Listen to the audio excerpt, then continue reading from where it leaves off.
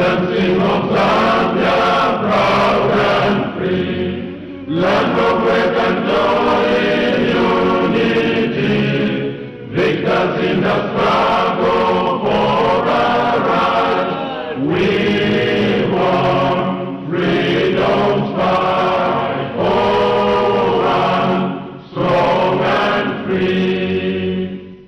Africa is our own motherland, fashioned with and blessed by those to blend. Let us all our people join as one, brothers under the sun, oh, one, strong and free. One land and one nation is our cry, dignity and peace in Zambia's sky, like a noble eagle in its flight. Zambia, praise to thee, oh, one, strong and free.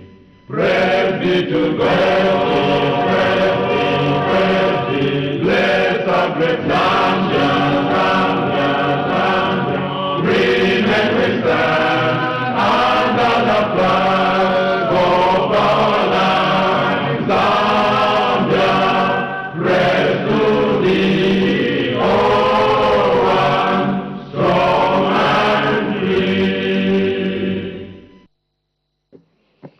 Prayer. Almighty God, who in your infinite wisdom and providential goodness has appointed the offices of leaders and parliaments for the welfare of society and the just government of the people, we beseech you to consider with your abundant favor us, your servants, whom you have been pleased to call to the performance of such important responsibilities in this land.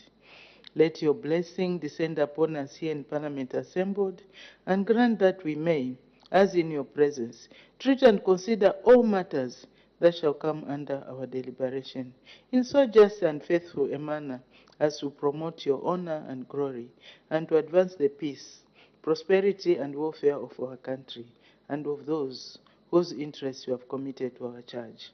Amen.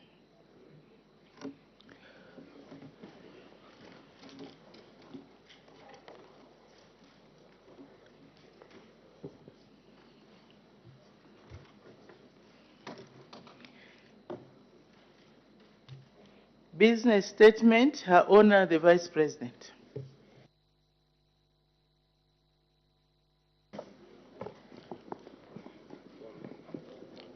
Madam Speaker, I wish to inform the House that the House Business Committee Order, honorable members. Her Honor the Vice President is on the floor. Can we pay attention?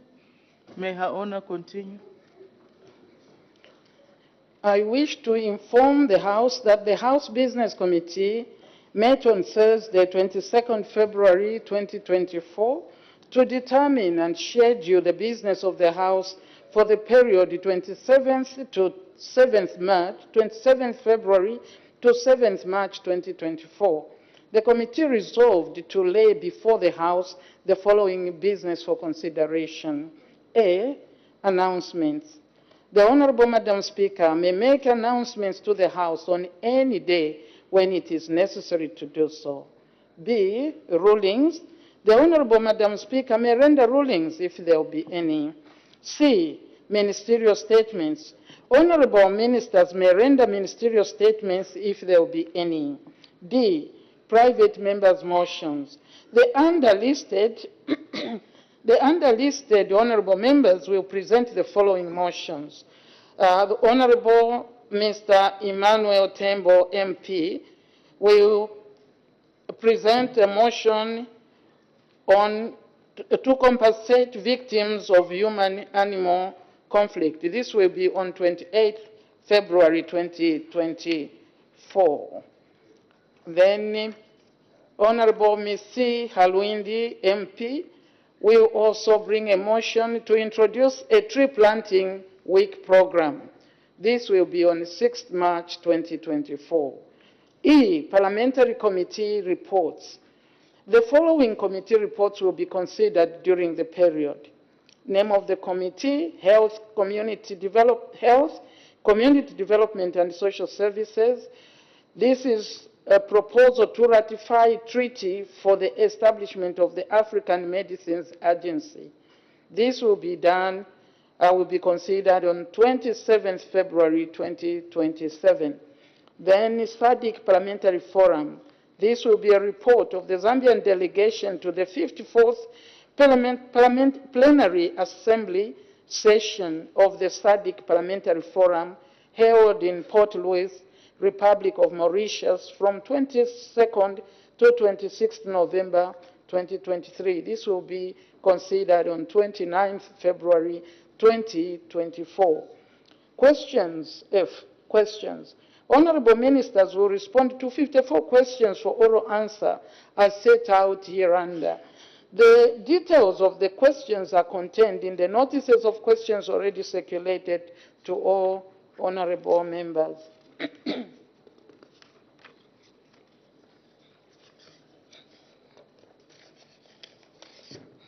The questions on standby to replace questions that may not be placed on the order paper on the designated day for one reason or another are set out hereunder.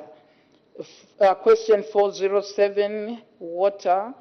406, infrastructure. 398, fisheries. 138, local government. 391, health. 409, commerce. 383, education. 376, local government. 369, health. 130, local government. G, motion to suspend standing orders. Her Honor the Vice President will, on Wednesday, 6th March 2024, move a motion to suspend relevant standing orders to enable the House sit from 09 hours on Thursday, 7th March 2024, until business is concluded. H, Presidential Address. His Excellency the President, Mr. Hakainde Hichilema, will on Thursday, 7th March 2024, address the House on the progress made in the application of national values and principles. I, Her Honor the Vice President's question time. Her Honor the Vice President will respond to spontaneous questions asked by honorable members every Friday whenever she is in the House. Madam Speaker, on behalf of the House Business Committee, and in accordance with Standing Order 189, Part 5 of the National Assembly of Zambia Standing Orders 2021, I have the pleasure to present the business for the next 2 weeks to this august House. I thank you, Madam. Thank you very much. Her Honor, the Vice President's question time. The Honorable Member for Mitete. Madam Speaker, grateful unto you. Your Honor, the Vice President, welcome back to this session. We missed you. It has been heard here that there is an economist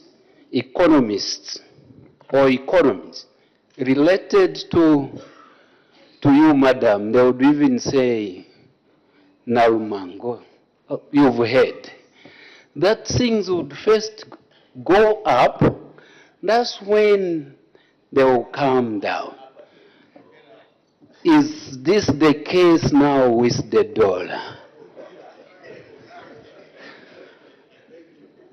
Madam Speaker, thank you so much, because we saw the dollar going up, now it's going down. Thank you, Madam Speaker. Thank you very much. Her Honor, the Vice President.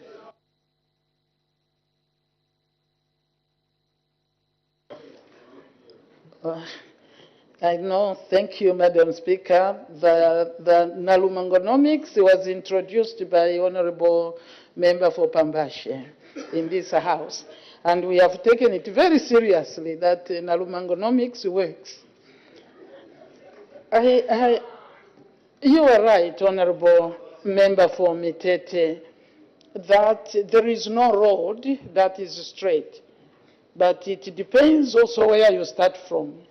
Remember, Honorable, that we started from a very low level in terms of the performance of our economy. We found ourselves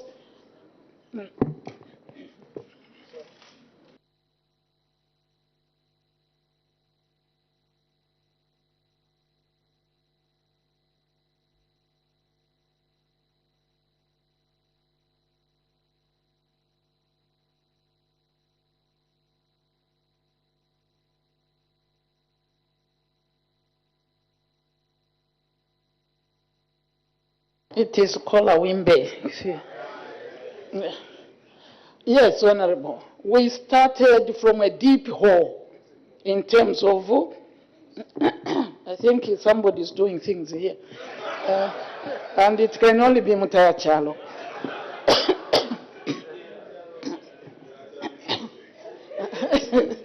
Sorry.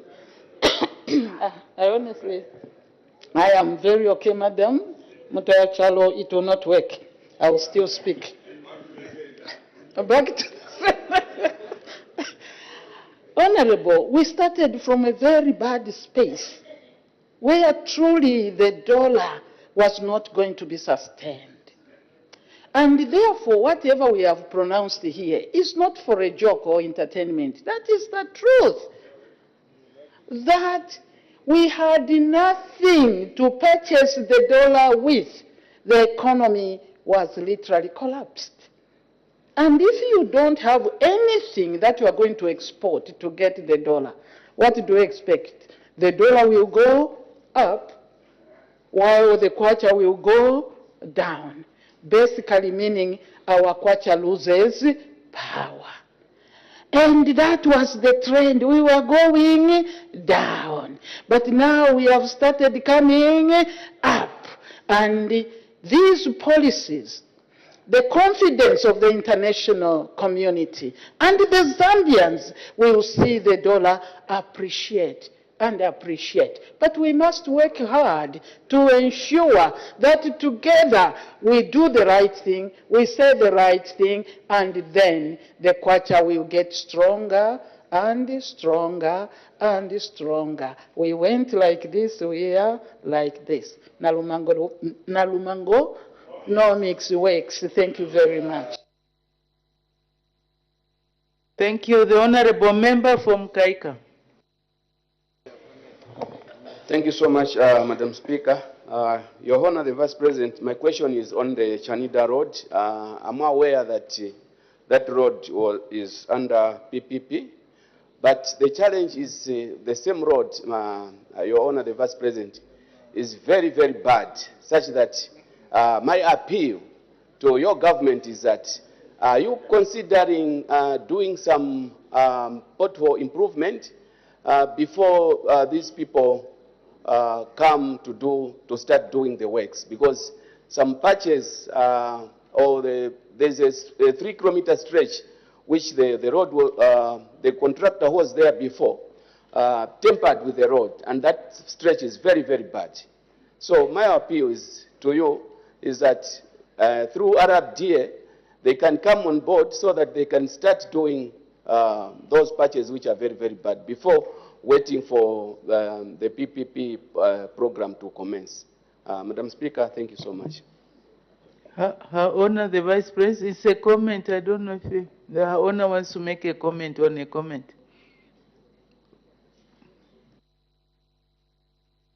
Madam Speaker, I appreciate the comment, and indeed, as you say, extremely specific, because I haven't been to that patch. I think the Honourable Member may have to consider engaging the specific ministry and infrastructure. Then they will see how dangerous it is, and does it call for this action now before? Because I know that they were there to actually launch the program of PPP. So one would hope that that will tackle issues. But if there is something that needs to be done, the Honourable may have to engage the people that have seen that. I cannot make a commitment. Thank you, Madam. Thank you very much. Honorable members, I have to balance the questions, the debate. I've seen independent members of parliament are far, far below, so I have to push them up, and also the female members of parliament. So I'll be moving around the list. The honorable member from Nkana. Thank you, Madam Speaker. Your Honor, the Vice President, on the website for the International Court of Justice, 52 countries are making submissions this coming Monday on the occupation of Israel in Gaza, Eastern Jerusalem, and the West Bank. And Zambia is among those 52 countries that are making that submission. My question to you, Madam Vice President, that is a big stage when our words, our values will be remembered for ages. What is your government's position in regards to the Israel-Palestine conflict, and in particular, the occupation of Israel in Palestine? Are you taking the position of the UN Charter? Are you taking the position of South Africa that went to the ICJ? Or are you following the position of other world leaders, or you will abstain as a country? Can you confirm what the position of government is? I thank you, Madam Speaker. Thank you very much. The question is multiplicative. Is it when you have to choose? Multiple choice. So Her Honor the Vice President.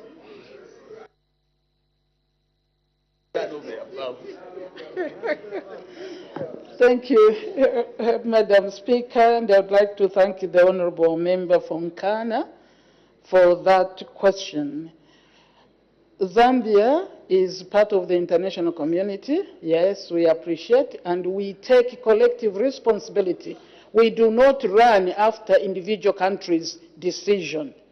The representation at the ICJ is country by country choice. It is not all the countries of the world that are going to be there. Even abstinence is also a decision. For now, we have said as a country we are after peace, and that's our path. Let people contribute, we will continue. If time comes, we can, but for now, I'm sure you noted that Zambia is not one of the 52 that are contributing, that are going to submit to the ICJ. Thank you. Thank you very much. The honorable member for Kabwe Central. Thank you so much, Madam Speaker, for this opportunity to ask a question to our Honourable Vice President. Madam Speaker, with a heavy heart, I want to comment on the issue of the increased children on the streets, so-called junkies or fluffies, that as parents we have given our children. And this is attributed to our children who never had opportunity to be in schools, to be given opportunity for free education. Now, we have heard some leaders who are saying they will abolish free education policy. What is your comment on such comments from some leaders who want our children to continue to be on the streets to deny them free education? Thank you, Madam Speaker. Her Honor, the Vice President. Thank you, Madam Speaker, and I'd like to thank the honorable member for Kabwe for that very, very important question. It is actually unbelievable that any leader in any country would stand to fight free education policy. It's unbelievable. The honorable members, we can't hear the answers if you keep on consulting loudly. Please do that quietly so that we listen. We follow what Her Honor the Vice President is saying. May Her Honor continue. Thank you, Madam. Free education, colleagues, is what makes me have the opportunity to stand here and speak to you, honorable members, and the entire country. If there was no free education, I would probably, at my age, would have died, or would have been in the village somewhere called Mukupakatandula, and wallowing in a certain condition of poverty.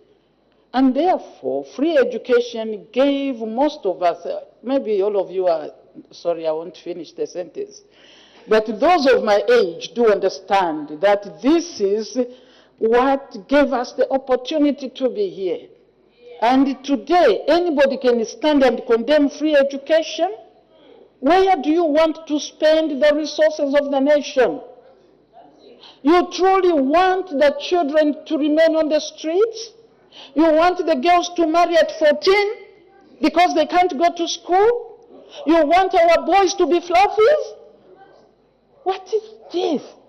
This is where I can say, I think those leaders we didn't name, I also will not name, are working very well with us to ensure that we remain in power. Because such leaders should not be trusted 1 minute. Because immediately they come, they have promised to remove free education. And the meal allowance? And I don't know where we are going. Oh, the honorable members, please, let's not debate while seated. You know what our rules say. Let's make sure we comply. Let's not interrupt Her Honor the Vice President. Her Honor may continue. Sorry, ma'am. Madam Speaker, this is really, like I said, unbelievable. Free education has given hope.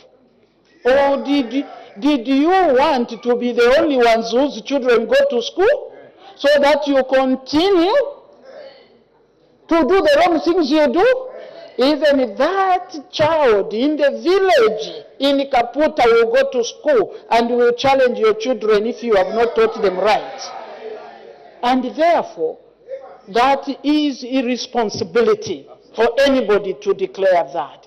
And that is working with us to ensure that we remain in power, because we'll continue to give free education and we will continue to improve the quality, as anybody will bear witness in here. Every member knows that they are constructing classrooms under CDF. They are providing desks under CDF. That is free education. They are paying even boarding fees for children up to grade 12. We are going to continue to improve on meal allowance. We have spread it out now. We've spread it out. Everybody gets. Are you aware? Maybe they are not aware. One day you should come and make a statement on that one, Honorable Minister of Education. We are giving meal allowance to our children so that even the poor child will also continue and finish their degree and continue in life. This is not an area to tamper with. Even relevance that you want must have meaning to it. This is a no-go area for any Zambian anywhere. Thank you, Madam. Thank you. The Honorable Member for Chama North. Your Honor, the Vice President, the Chama Matumbo Road is an important trade route because of its proximity to Nakonde and Tanzania. Your Honor, the Vice President, currently vehicles are not able to pass to and from Chama because part of the bridge has been damaged. RDA has just done a footbridge, people just passing. So when is your government going to repair that damaged bridge so that economic activities in the district is not affected while we are waiting for a permanent bridge to be constructed? I thank you. Her Honor the Vice President. Thank you, Madam Speaker, and I thank the Honourable Member for Chama North for that concern. Indeed, I saw some pictures, but when you see on social media, you don't know which is true, which is false. But I saw that the bridge has been eaten away, the soil of Chama, I think, is the one which has moved, making the bridge dangerous, and then a footbridge. I guess I can't give the time frame, But it is an important road, we do realize. Probably what we need is, speaking to colleagues in infrastructure, is that some of this infrastructure we have to study the soil. Remember, it is the issue of soil in Chama, in Imambwe, where the soil keeps eroding. We have to do something more permanent, because it is the soil which has been, taken away by water. I can't give you the time, but indeed it's important to connect the east to the Muchinga. And the minister, I think it's important that you engage vigorously to see how quickly that can be done in the competing needs of infrastructure development. We are aware of that. Thank you. The Honorable Member for Mongu Central.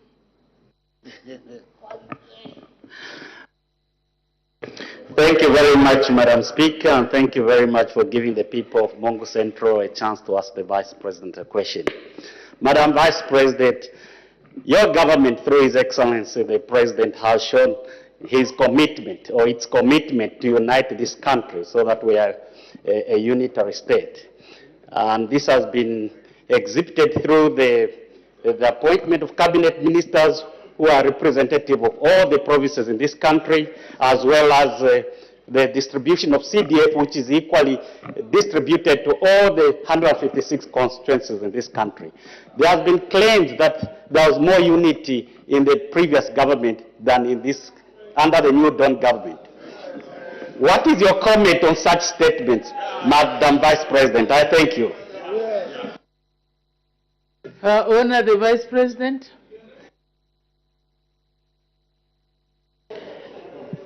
Thank you, Madam. Thank you, Madam Speaker. Indeed, the President is committed to unite this country. And through the appointment of cabinet, I think we see the face of Zambia. Remember that this is a constitutional issue, actually, that in fact, even parties, according to the constitution, must show the face of Zambia. So this government, even through its party, was very deliberate in ensuring that everybody from every part of Zambia is involved. So in the formation of government, yes, the President is committed, and he has done the very best he can in order to ensure that cabinet is representative of what Zambia is.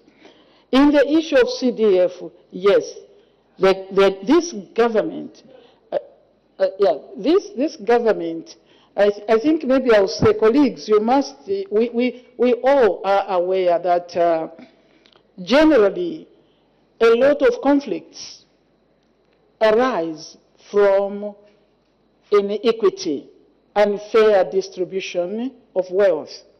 That's where most people start their conflicts from. And therefore, decentralization that has begun, and particularly the allocation of CDF and its disbursement, because it should not be cosmetic that we say we'll give 30 million per constituency or 28.7 per constituency, and the actual disbursement is not the same. That will be something else. But this government, under President Hakainde Hichilema, is committed to ensure that every part of this country gets a fair share of the national cake. And this is in the quest to unite us so that nobody in one corner of the country is left without being considered. So yes, President Hakainde, this government is committed to ensuring that the distribution of wealth is equitably done, if not equally. In fact, there was the issue of equity. But for now, we are giving equitably to every constituency. Whether you talk of the resources under the local government equalization fund, it is also being done equally, if not equitably. So indeed, we will continue on this trajectory. Colleagues, we are Zambians. That is the number one identity. We are all Zambians. And we must guard our nation. We must be united, because in unity we will go far. we will develop. Whether we like it or not, in unity, things will happen for this country. Let us support the president in working for the unity of this country. Thank you. Thank you. The Honorable Member for Lumezi.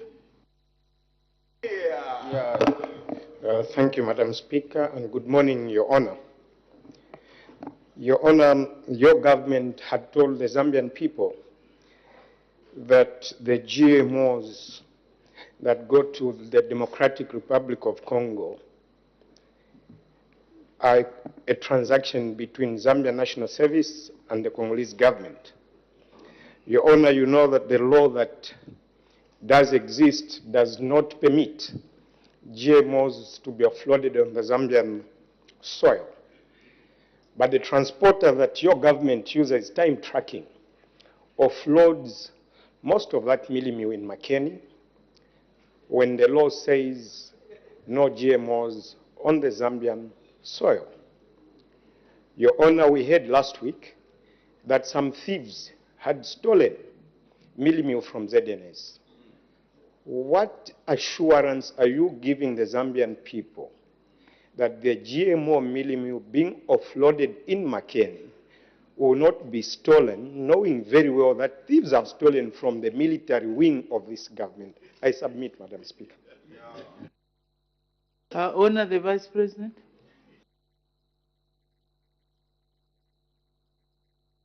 Order, honorable members, please do not debate while seated.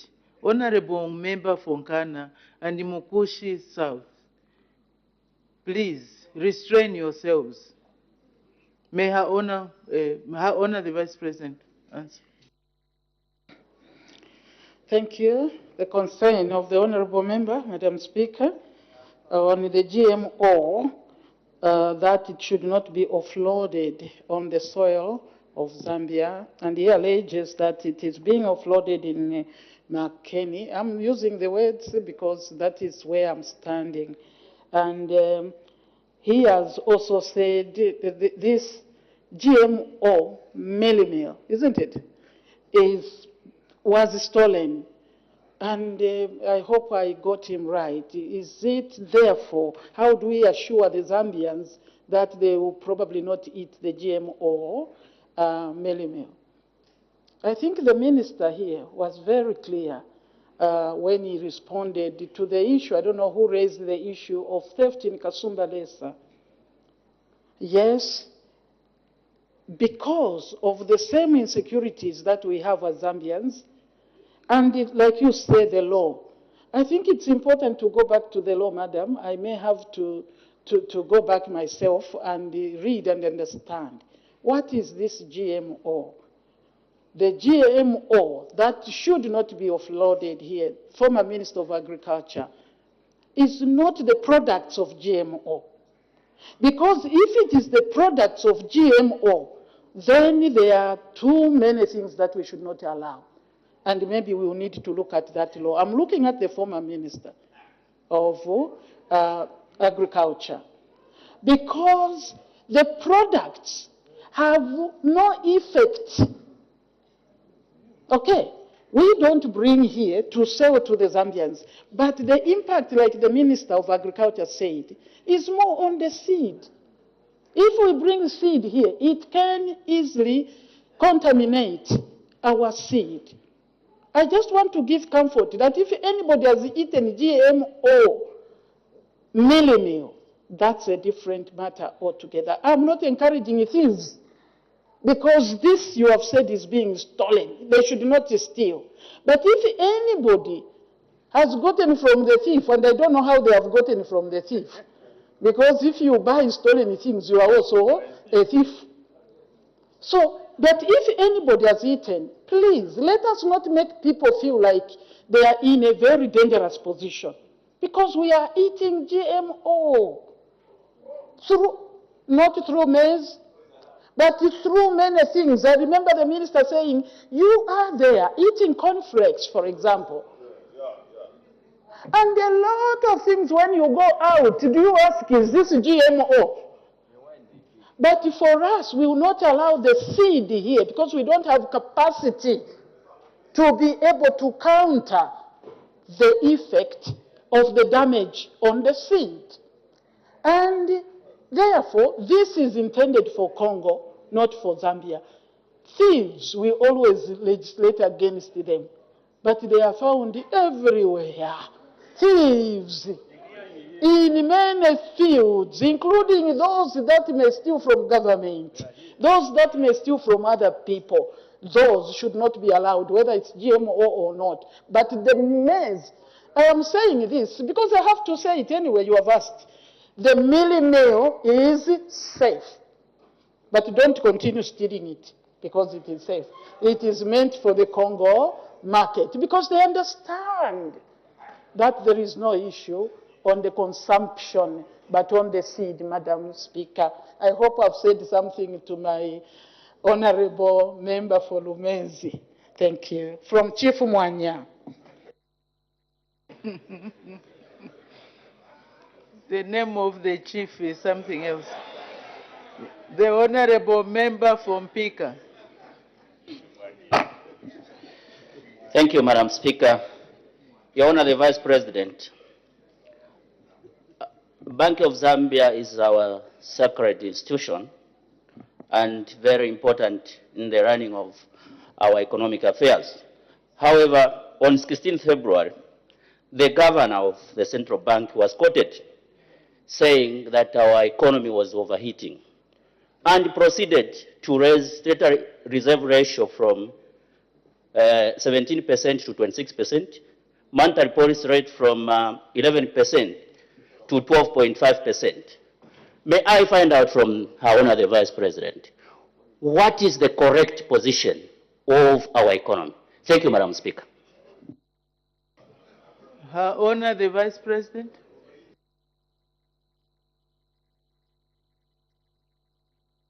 Thank you, Madam. I will not spend a lot of time on this because my minister will issue a ministerial statement just after me, I believe, just after me. But when the engine is overheating, what do? You just continue running. He will give answers. It's important that you do things, and he did. Thank you. Thank you very much. Honorable member for Chikankata. Thank you, Madam Speaker. Your Honor, the Vice President, the UPN government has consistently won the by-election across the country. The attribute to this is due to the vision of His Excellency, the President of Zambia, and the New Dawn government. And most importantly, the non-violence agenda. Your Honor, the Vice President, what message would you give to the opposition as a take-home from this experience? I submit.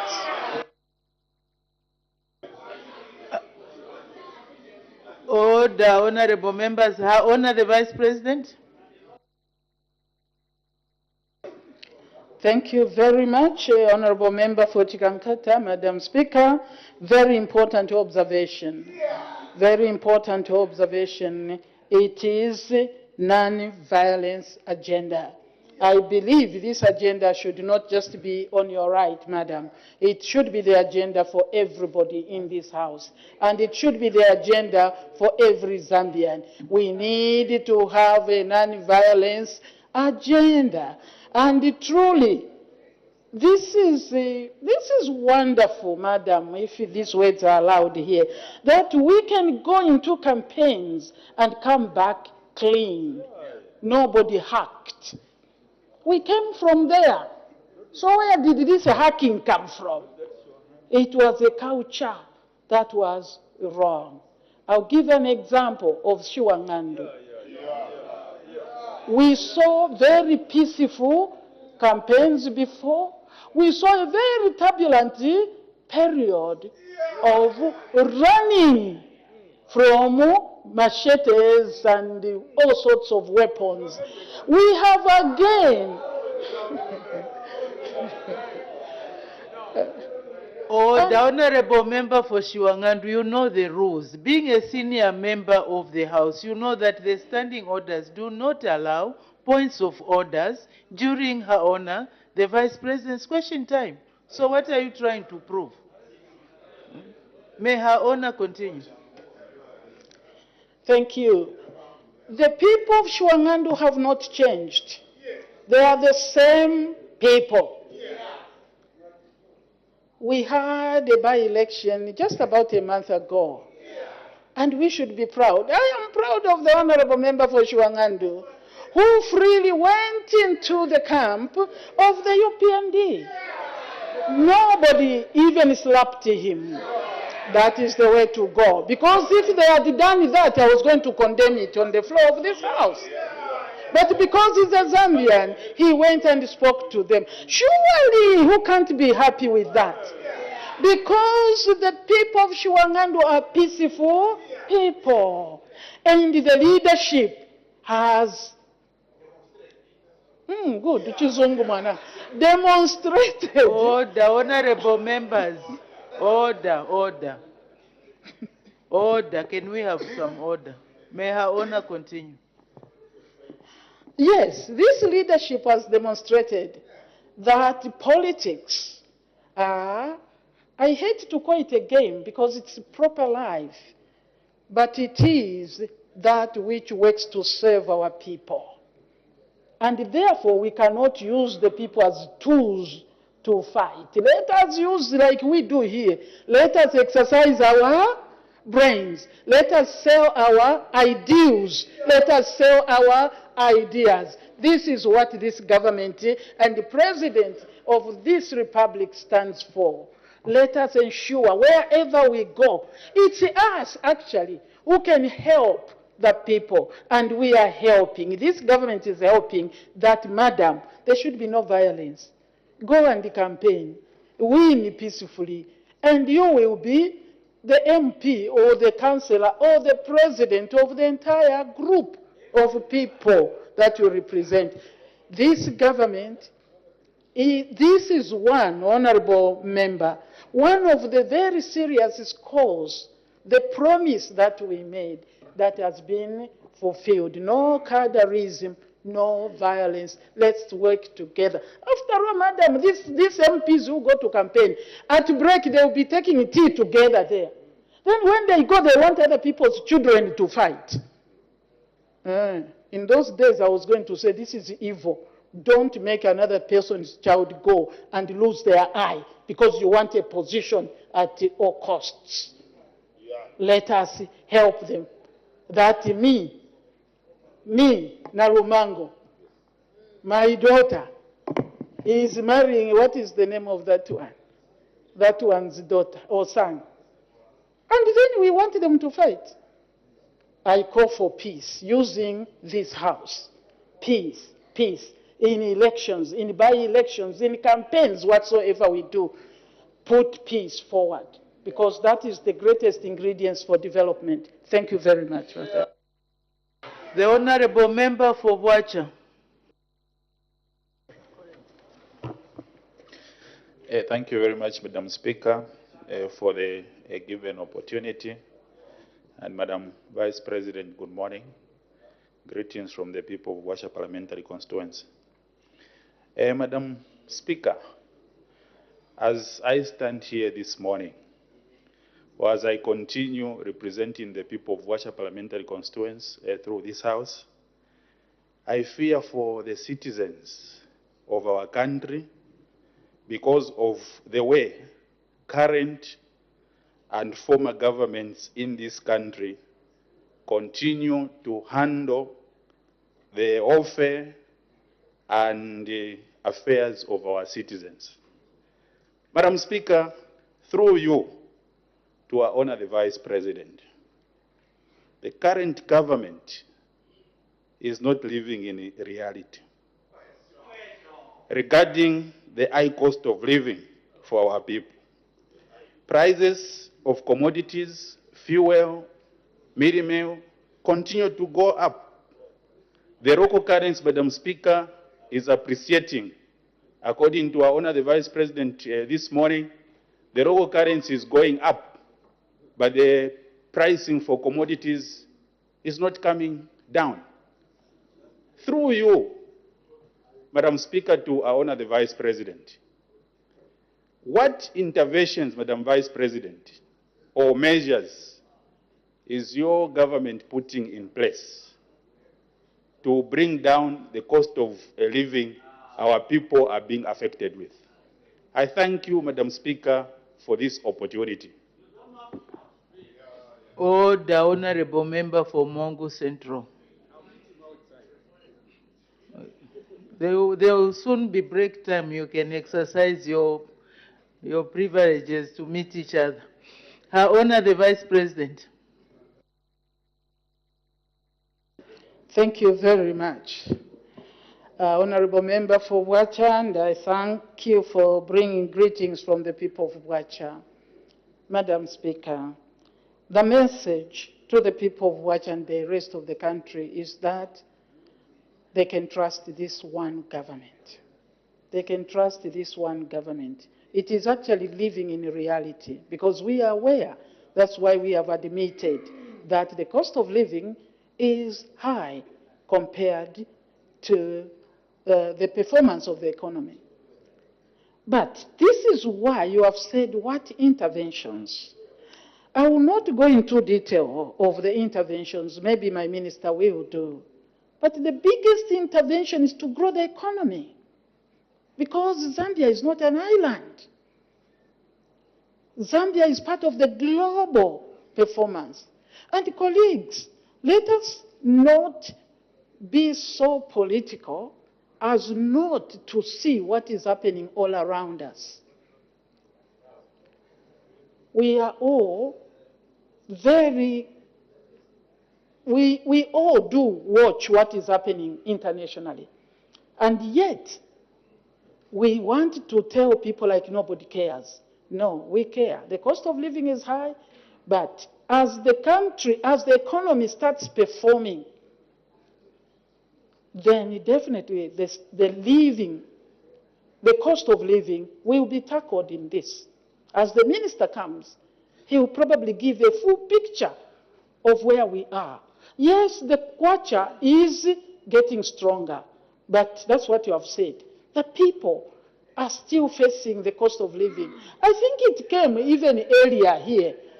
You know, sometime I think was it when we came into Parliament, because the kwacha was getting stronger from the confidence, not from performance. What the President had said earlier in our time of campaigns, that as soon as we come in, the kwacha will get stronger. That was not from performance of the economy, but from the confidence that the international community got. The kwacha started getting stronger. And then the question was posed in here. The cost of living is still high.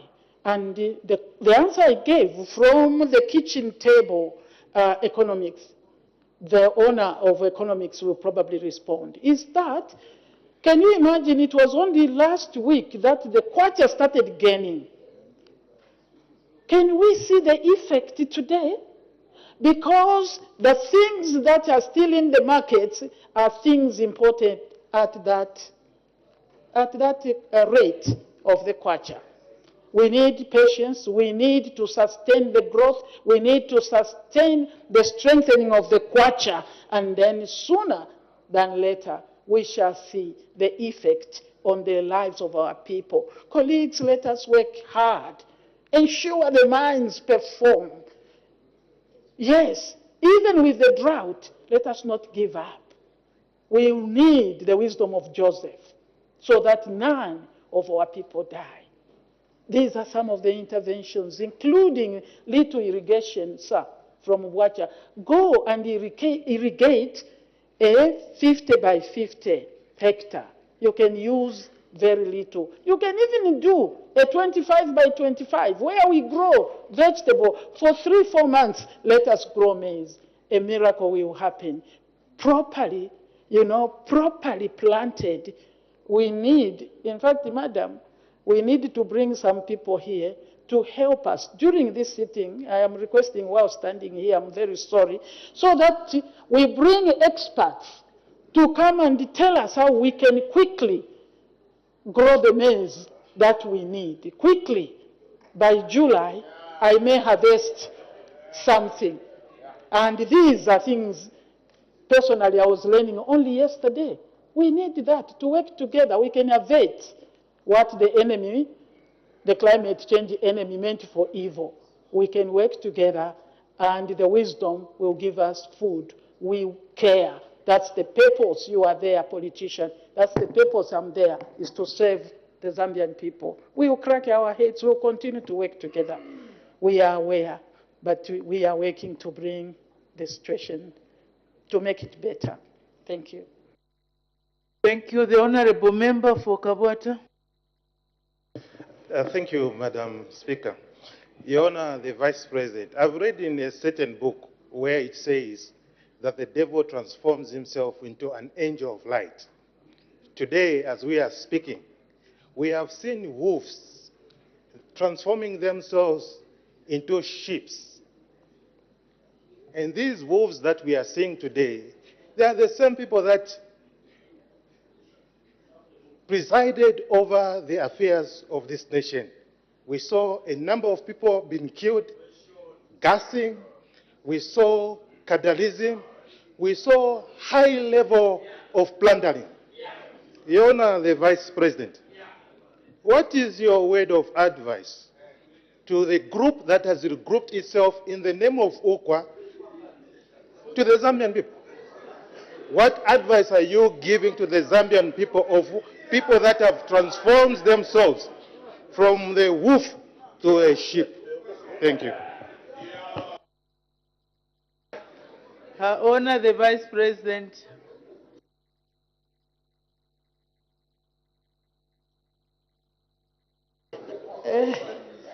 Thank you, Madam Speaker.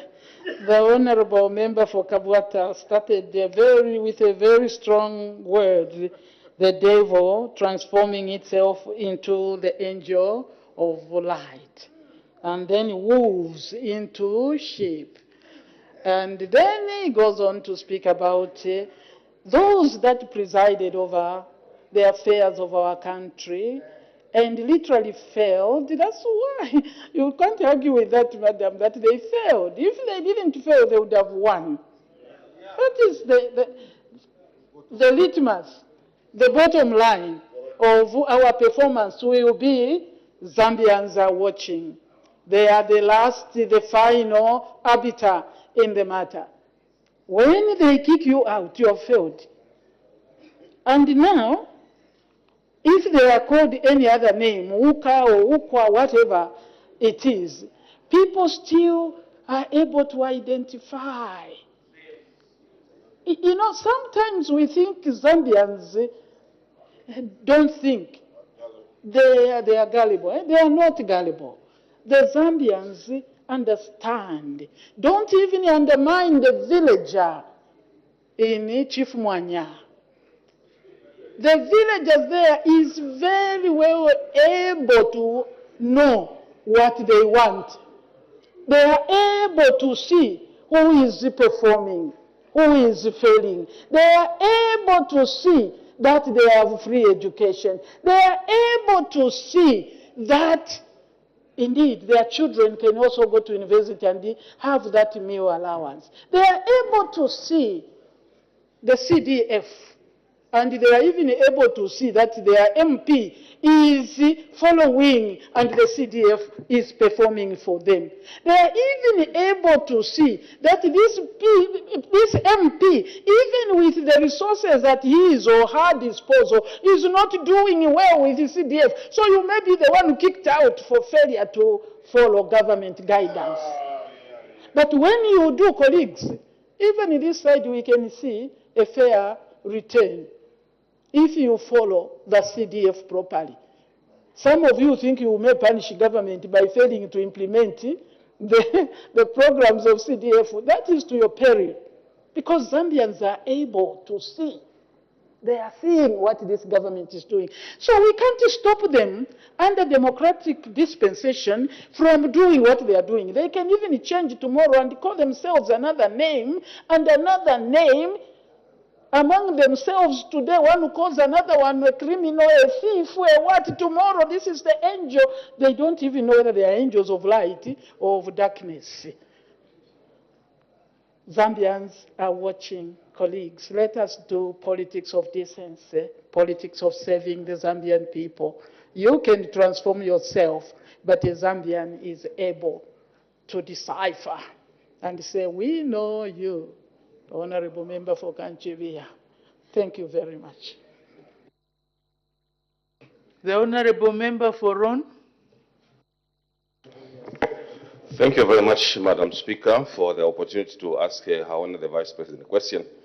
Your Honor the Vice President, the intention of the government to introduce bursary skills is a game changer, and it's a welcome move, especially in my constituency where we have a lot of youths. Your Honor the Vice President, I am worried as a Member of Parliament for Ron.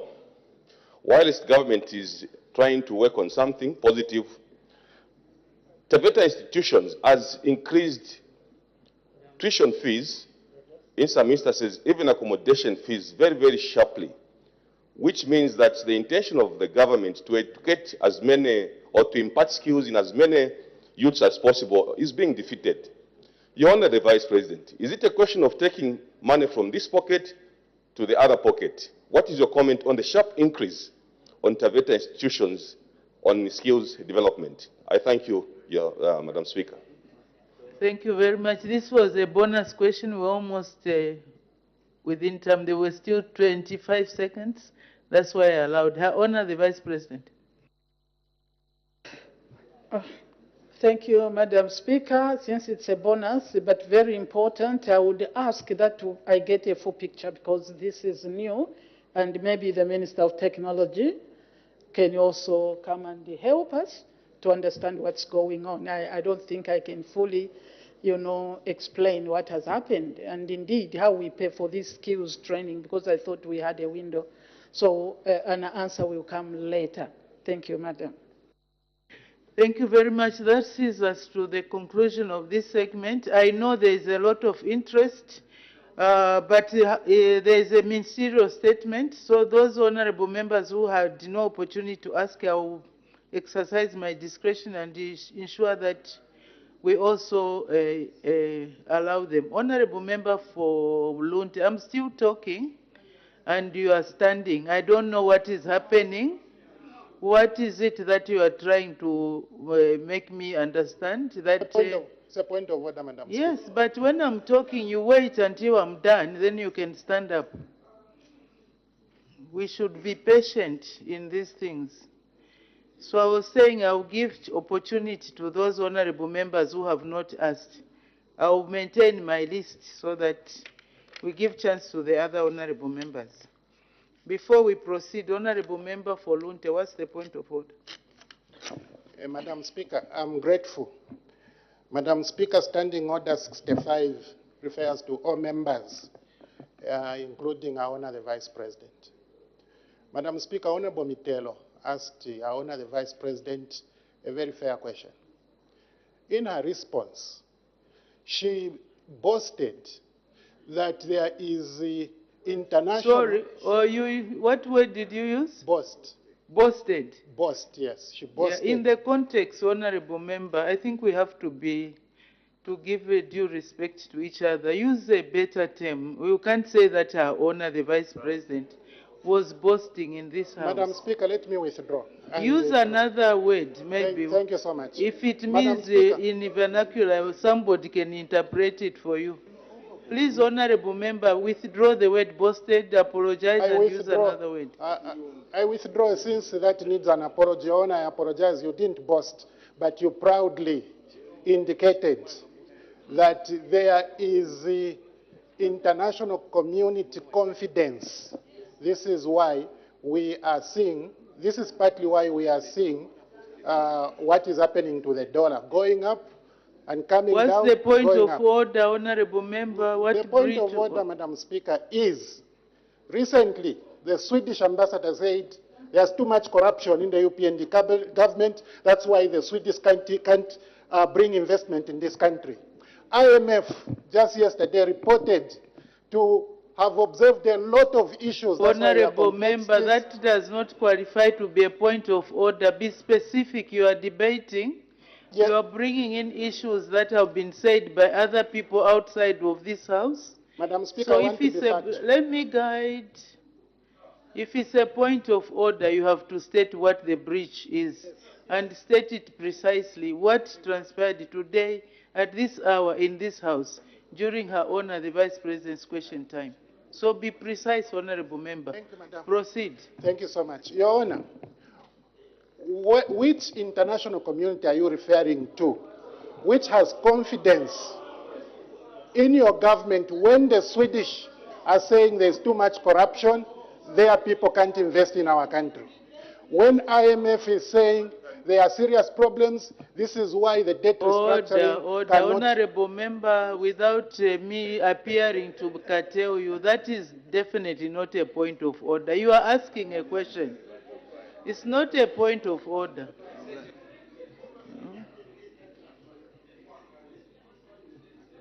Honorable Member for Shuangandu, is it another point of order? Madam Speaker. What's the point of order? Madam Speaker, the point of order I'm raising is pursuant to Standing Order 65. When the Honorable MP for Kabwata constituency was posing a question to our Honor the Vice President, he made reference to some people turning into, some wolves turning into sheep, and he made reference to former governments. And maybe it's new, I might remind him that the Honor the Vice President was part of the former government until she was... What's the point of order, Honorable Member for Shuangandu? Let's not debate, please.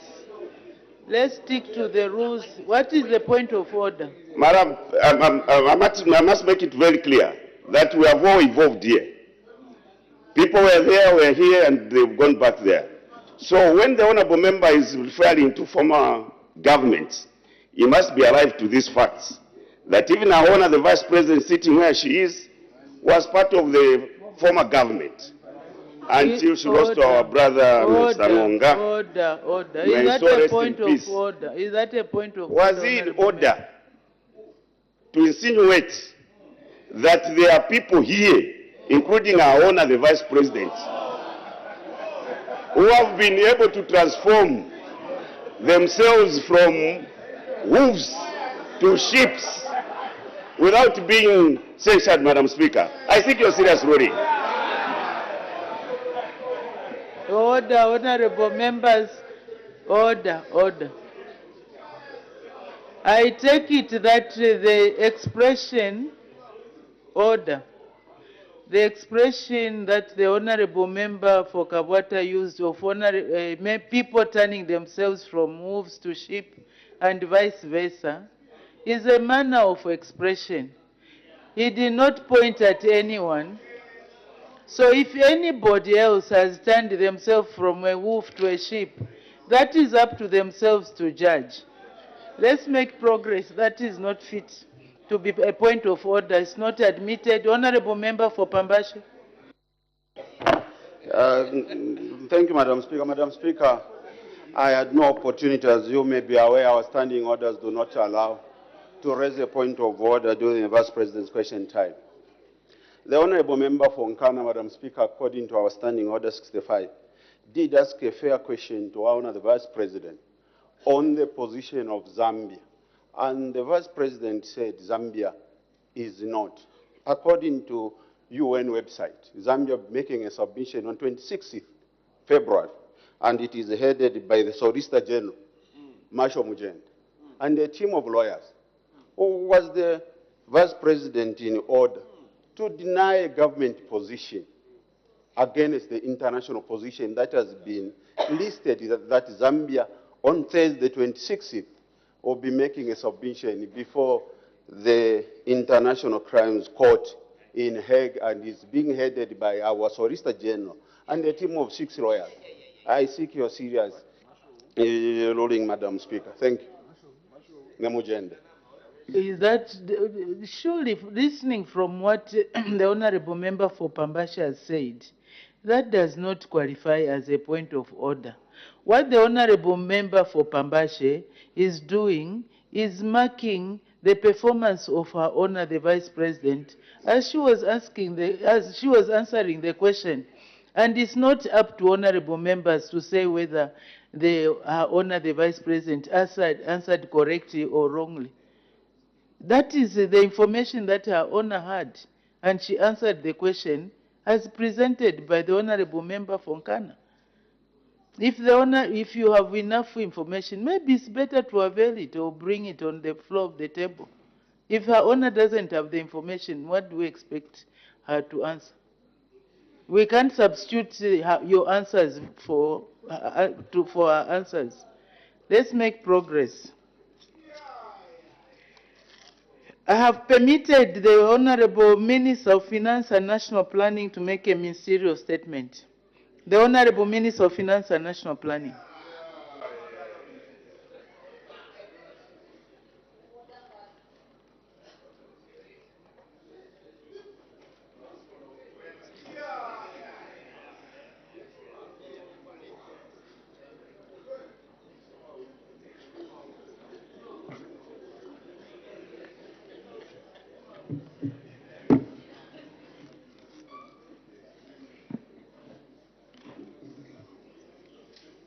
Madam Speaker, I thank you for the time accorded to me to present a ministerial statement on the state of the economy.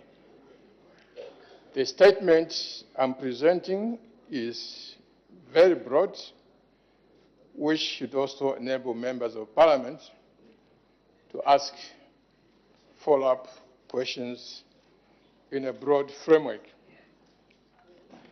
This is the first time Parliament is meeting in 2024, so it is a great opportunity to acquaint the House on some salient aspects of the economy in 2023, and also touch on some of the contemporary issues about the economy which are on the minds of the citizens. Growth in 2023, Madam Speaker, at 4.3% was very satisfactory. It was slightly less than the growth of 4.7% in 2022, though. What is clear, however, is that since 2021, when this government took office, growth has been consistently positive year after year, and contrasts with the economic decline of 2.8% recorded in 2020. Madam, this government has its eyes fixed on getting even stronger growth in the coming years as a key strategy for fighting poverty.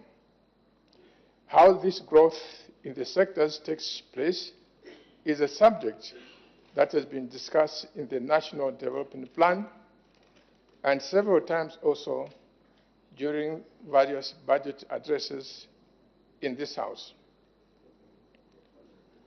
I move on to make some remarks on the performance of the external sector, which reflects transactions between Zambia and the rest of the world. Madam Speaker, copper export earnings as at the end of the third quarter of 2023 decreased by almost 19% to $5.1 billion from $6.3 billion the corresponding period in 2022 due to lower export volumes and the realized copper prices. The reduction in copper exports was due to a decline in copper output amidst low grades, operational challenges, and the routine closures for maintenance at some mines. Madam, the drop of copper exports by almost 19% in 2023 was significant and was the most important factor in the depreciation of the kwacha against foreign currencies last year. I will return to this matter later in this speech. For now, let me give a summary of how the budget performed. Madam Speaker, I wish to express pride that under the new Dawn administration, budget credibility has become the hallmark of fiscal operations. Simply stated, the Treasury disperses money strictly following the appropriations passed by this House.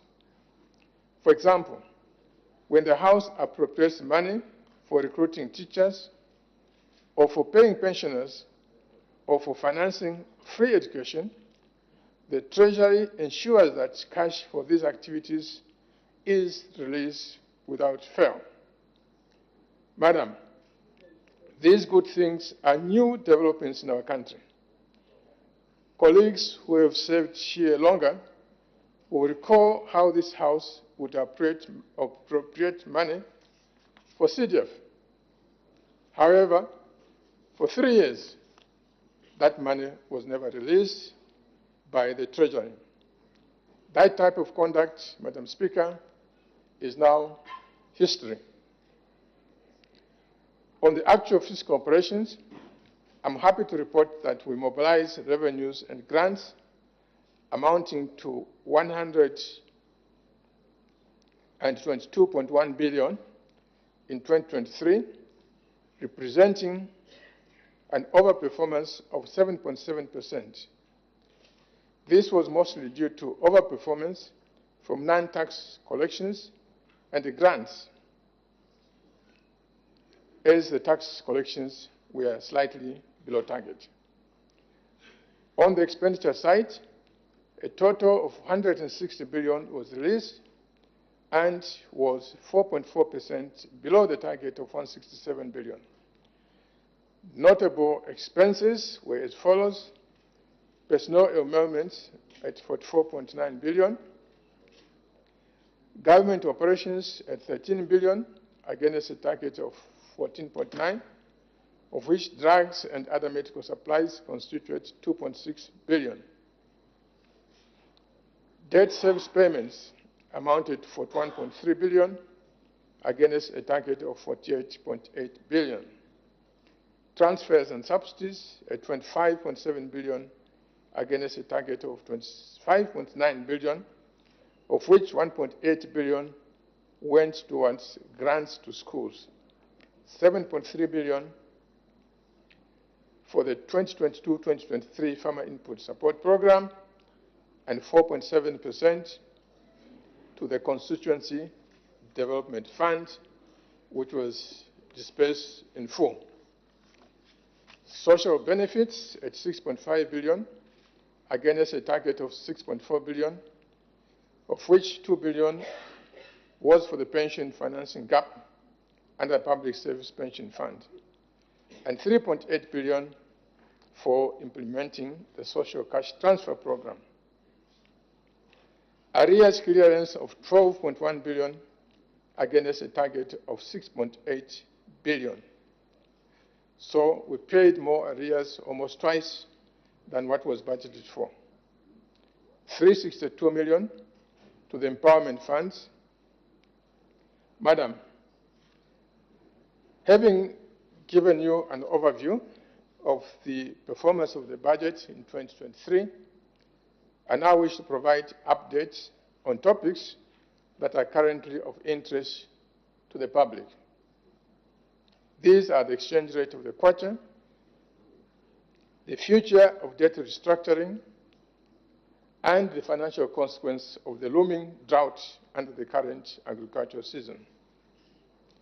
Madam Speaker, the exchange rate of the kwacha depreciated substantially during 2023. This depreciation continued in January and part of February 2024. The depreciation of the kwacha, well beyond expectations, no doubt has brought about some economic problems. This has seen the rate of inflation rise from the single rate of 9.9% in December 2022 to the double digit of 13.1% in December 2023. As I stated earlier, when I described the external sector developments, the most important driver of the exchange rate has been the drop in copper production in 2023, resulting in reduced inflows of foreign exchange. So why did copper production drop? Two factors. Firstly, high rainfall in early 2023 resulted in some mines having excessive water, which took time to remove from the pits. I will talk about the mining sector here because that's where most of the foreign exchange comes from. Secondly, some of the operating mines, those that we didn't close, had before 2021 election decided to leave Zambia, citing an unconducive environment that prevailed then. Because they had made the decision to leave, did not make arrangements to develop new mining areas which would be exploited when the areas currently being mined got exhausted. Madam Speaker, what measures are being instituted to stabilize the exchange rate? The first point is to remember that the primary shock to the exchange rate emanated from the reduced copper earnings. This shock requires to be addressed. This entails bringing back into production the two mining giants of KCM and the Mopani copper mines back into production. These two companies have been out of serious production for more than 4 years when they got closed under the PF. In terms of KCM, only one step remains before it's handed back to Vedanta so that production resumes. This should happen very soon. In terms of Mopani copper mines, the target date for handing it over to the new investor is end of this month, February 2024. Madam Speaker, the importance of these two mining firms is that even before the increased production,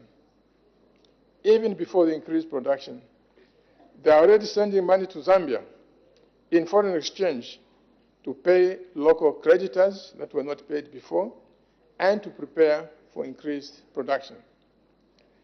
This is happening now. Creditors are being paid, and this is one of the factors that is supporting our kwacha in the foreign exchange market, helping to reestablish stability. Beyond this preparatory stage, which is already supporting the exchange rate, as I've mentioned, we are looking forward to increase copper production and foreign exchange earnings as the two mining companies get to work. The effects of the return of the two mining companies is said to change things very positively. The second leg of increasing copper production is by expanding production at FQM and Barrick Lumwana. As indicated already, both companies had contemplated leaving Zambia because of unconducive investment climate under the PF government. Had that happened, almost the entire mining industry in Zambia would have closed, as it would have meant that KCM would be out, Mopani would be out, FQM would be out, and Lumwana also out. The economic consequences of this scenario would have been beyond imagination.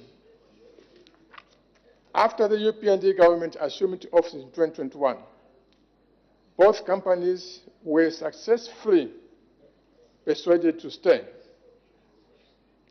But the earlier decisions to leave has impacted on production now because they had not developed new ore bodies in time. Both FQM and Barrick have started developing the new ores and have put in $1.3 billion and $2 billion, respectively, to achieve enhanced production. Madam Speaker, the shock to the exchange rate was largely attributed to the problems in the mining sector. This has been a temporal problem which this government has now resolved. Going forward, the people of Zambia should feel comfortable that the future is bright. On account of the mining sector alone, without even considering other sectors, concrete steps will soon be visible as production towards the 3 million tons targeted, 3 million tons of copper target takes shape. I'm sure my colleagues in charge of mining will, at an appropriate time, share the projections of expansion of the mining sector to this House. The final remark on the stability of the exchange rate is this. Stability comes about because supply and demand for foreign exchange roughly get into balance. We have already discussed the supply as we described the development in the mining sector, because it is the main source of foreign exchange. But the demand side of the equation can be managed by monetary policy actions such as those instituted by the Bank of Zambia recently. These included the withdrawal of government deposits from commercial banks to the Bank of Zambia and the increase in the statutory reserve ratios. Both measures have the effect of reducing access to local currency financing from the banking system and therefore dampens the effective demand for domestic expenditure, including on foreign exchange purchases. Once again, the positive effects of this monetary policy action are evident today. Moving on to debt restructuring, Madam Speaker, I'm happy to report that significant progress has been achieved. We all recall that there are two broad categories of external debt. The official category, which is government to government, and the private. For the official debt restructuring, this was already achieved last year. All that remains is to complete the formalities, which are expected to be signed shortly. Regarding the private sector creditors, the focus of the work now is to clarify the meaning of comparable treatment of creditors. Clarify the meaning of comparable treatment of all creditors. Members will recall that as a way of ensuring that no creditor takes advantage of other creditors, a requirement exists which demands that any proposal for debt restructuring must satisfy the criteria of comparable treatment. This concept was not properly clarified, leading to ambiguous understanding by different creditors as they made proposals for debt restructuring. With the progress made to clarify the meaning of that term, this should pave way for agreement on the private creditors as well. My final point on the state of the economy is with regard to the drought which the current season is suffering from. It is clear that this season is one of the worst in living memory, with many of our citizens in different provinces facing their worst food insecurity calamities. Madam Speaker, the President of the Republic has vowed that no one should be left to starve. As such, the government will be left with no choice but to propose amendments to the 2024 budget so that financing room is created to enable the financing of the vulnerable households. Madam Speaker, this government will this year ensure that all citizens are food secure. The challenge of local food is not alone. Our national dependence on hydroelectricity equal means that this year of drought, power will become limited unless we find alternatives. As in the case of food security, the Treasury awaits response proposals on energy just like on food, to guide how the 2024 budget will be adjusted to accommodate these imperatives. Given the imperatives arising from the drought calamity, the need for judicious care of our limited financial resources has never been more important. That being the case, Madam Speaker, I want to make it clear that requests for supplementary budgets, or indeed requests for subsidies of any sort, beyond these two priorities of feeding the people and providing power, such requests would not fly. As I conclude, I'm happy to say that this economy is poised to be in a very strong position this year going forward. The drag on the economy on the past few years, which also reflected itself on the exchange rate, high cost of living, and poverty, was due to the absence of normal production at our two mining giants, KCM and Mopani. This made the economy act like a lame person.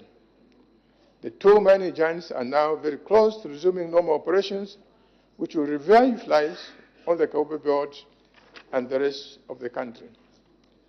On top of that, the expansion taking place at FQM and Romana and anticipated new mines, such as that on cobalt, will in a few years put Zambia on a different scale of development. Other sectors of the economy are poised for greater heights. Tourism is doing great. So is the telecommunications industry, manufacturing, and construction. And in construction, I want to tell you, Madam Speaker, that immediately after this rain season, the construction of the Ndola-Lusaka dual carriageway will kick in earnest.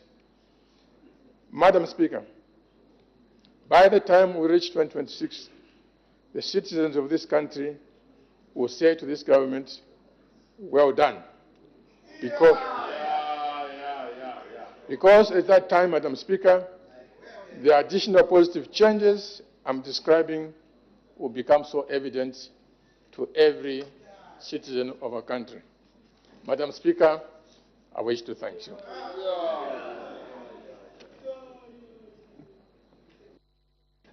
Thank you very much. Before we proceed, Honorable Member for Lumez, can you step on the side? Step on the side so that we can see you properly. I'm sure the Honorable Member for Lumezi knows the dress code.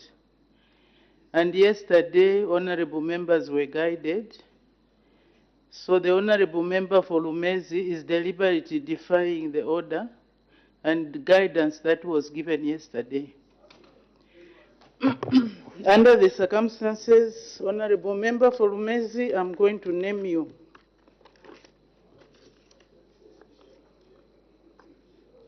Mr. Munia Zulu, I find your behavior grossly disorderly, and sending you away for today's sitting is insufficient punishment. I therefore, in accordance with Standing Order 208, name you. I suspend business for a few minutes.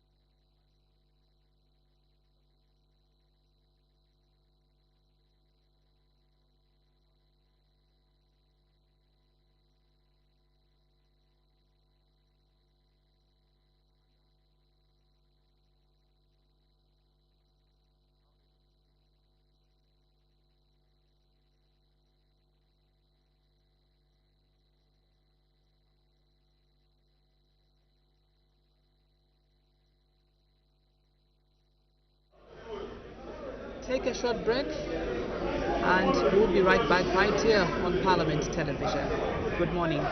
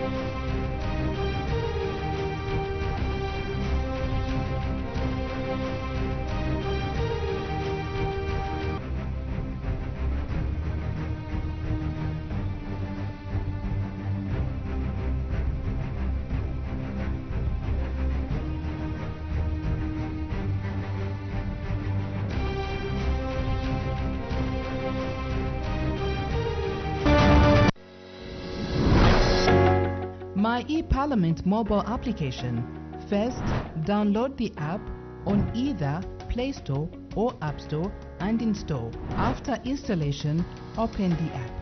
Step 1. Register your personal information, that's your names, gender, NRC, and date of birth. Step 2. Add your contact information, your email, phone number, and home address. Step 3. Select your constituency. Step 4. Create your 4-digit PIN. At this point, the system will send an SMS to your mobile number with a one-time passcode. Step 5. Confirm with one-time passcode that was sent to your mobile. Step 6. Sign in using your phone number and the 4-digit PIN. And Step 7. Create your submission and submit. My e-Parliament, bringing Parliament closer to you. Parliament is open to members of the general public who may wish to undertake familiarization tours of Parliament buildings, either in groups or as individuals, or to attend sittings of the House or parliamentary committees. All those wishing to visit Parliament can either write to the Clerk of the National Assembly of Zambia or simply come to Parliament buildings. Upon arrival at Parliament buildings, visitors are required to identify themselves. A passport or national registration card is required for identification purposes. All visitors to parliamentary premises are required to wear smart attire, either office or casual wear. Before gaining access to the galleries, all visitors are oriented and issued with passes by the Security Department at the Media and Visitors Center. Those whom permission is granted to sit in the galleries will be ushered to the appropriate galleries by protocol officers. Furthermore, visitors are not allowed to take with them into the galleries such articles as walking sticks, umbrellas, briefcases or parcels of any type, newspapers, magazines or cell phones. All such articles must be deposited at the reception desk. Visitors to the galleries are given copies of the order paper which shows the order in which the business of that particular day would be taken. You can follow all parliamentary sessions and committee sittings on GoTV Channel 28, Topstar Channel 5, DSTV Channel 272, Parliament Radio, or like the National Assembly of Zambia Facebook page.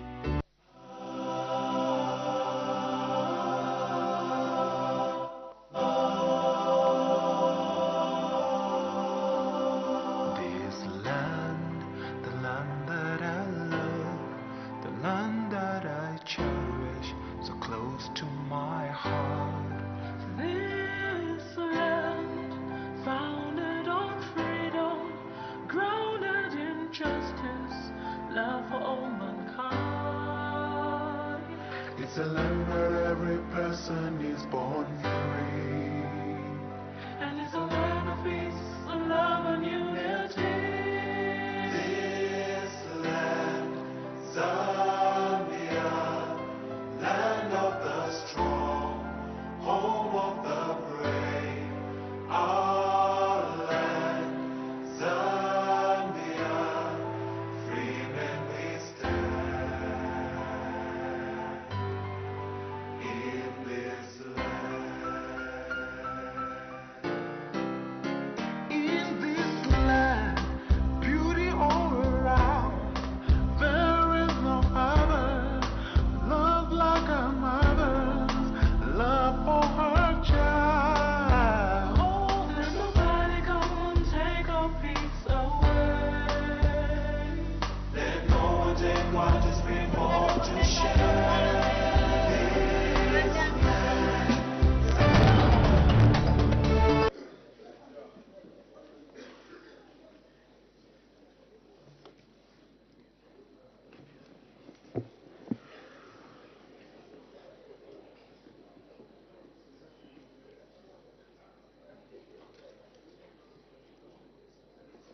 Order, honorable members.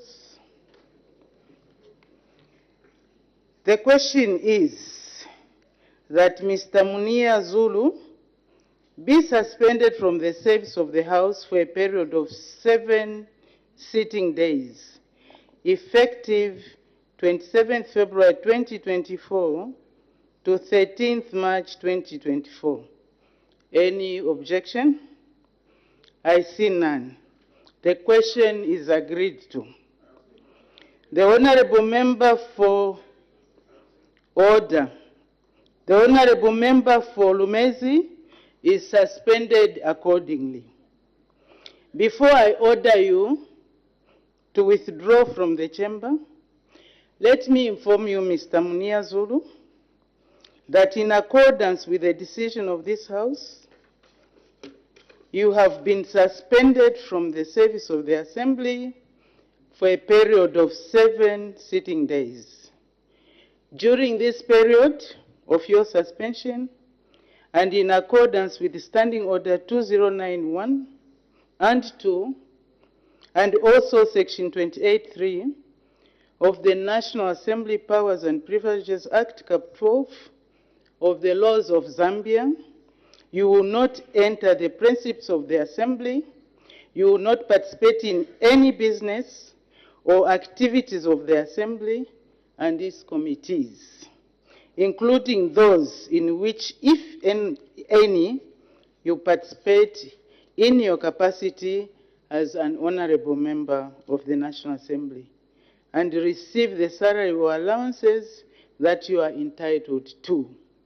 I now order you to leave the chamber through the main entrance.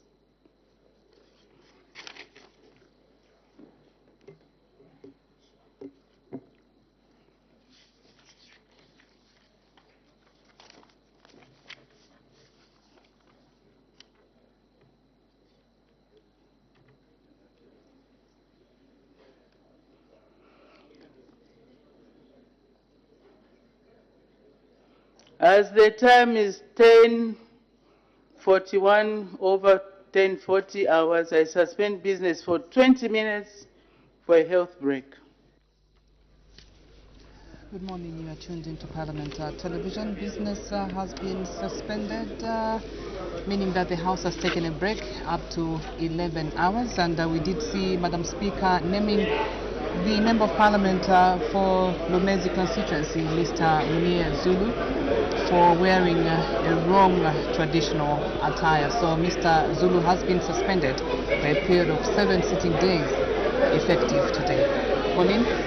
Yes, earlier on when business resumed at 9 hours, the Honourable Vice President did indicate to the House business of the House for the next 2 weeks and expected to be transacted during this period will be some announcements, if there will be any questions for oral answer, if there will be any private members' motions, if there will be any, and also committee reports, as well as motion to suspend standing orders next week in order to allow for the President to come and address Parliament. Just now we take a break and we'll be right back. Stay tuned.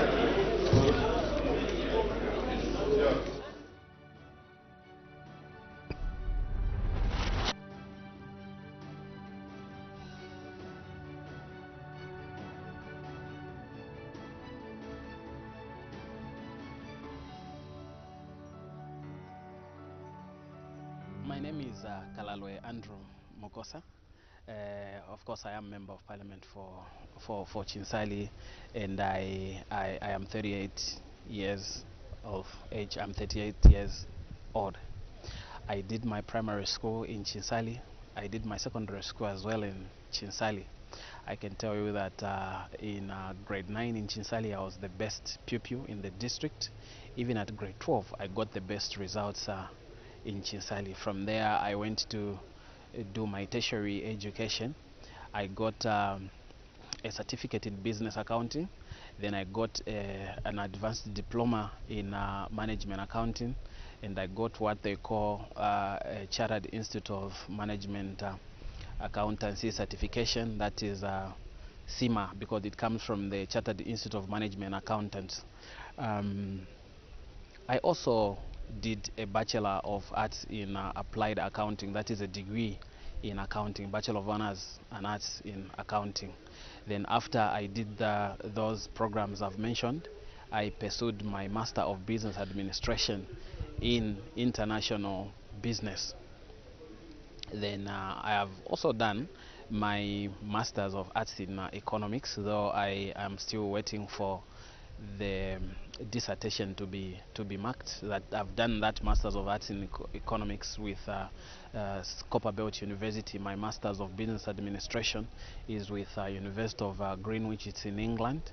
Then my degree in accounting is with Athlone Institute of Technology, which is in Ireland. Currently, I am a student with the University of Zambia. I am pursuing my doctorate of philosophy, that is my PhD in business and accounting, and I'm expecting to finish, God willing, in the next 6 months, because I'm working on my dissertation. I am a married person. You know, when I finished my tertiary studies, I worked for National Breweries PLC. I was responsible for treasury management. That was when I was the age of 22.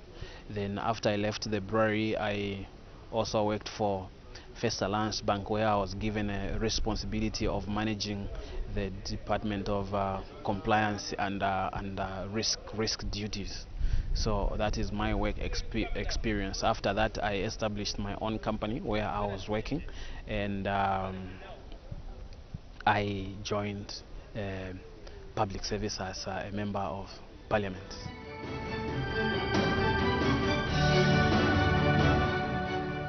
My constituency is a very big constituency. It is in the northern part of Zambia, specifically in Muchinga province.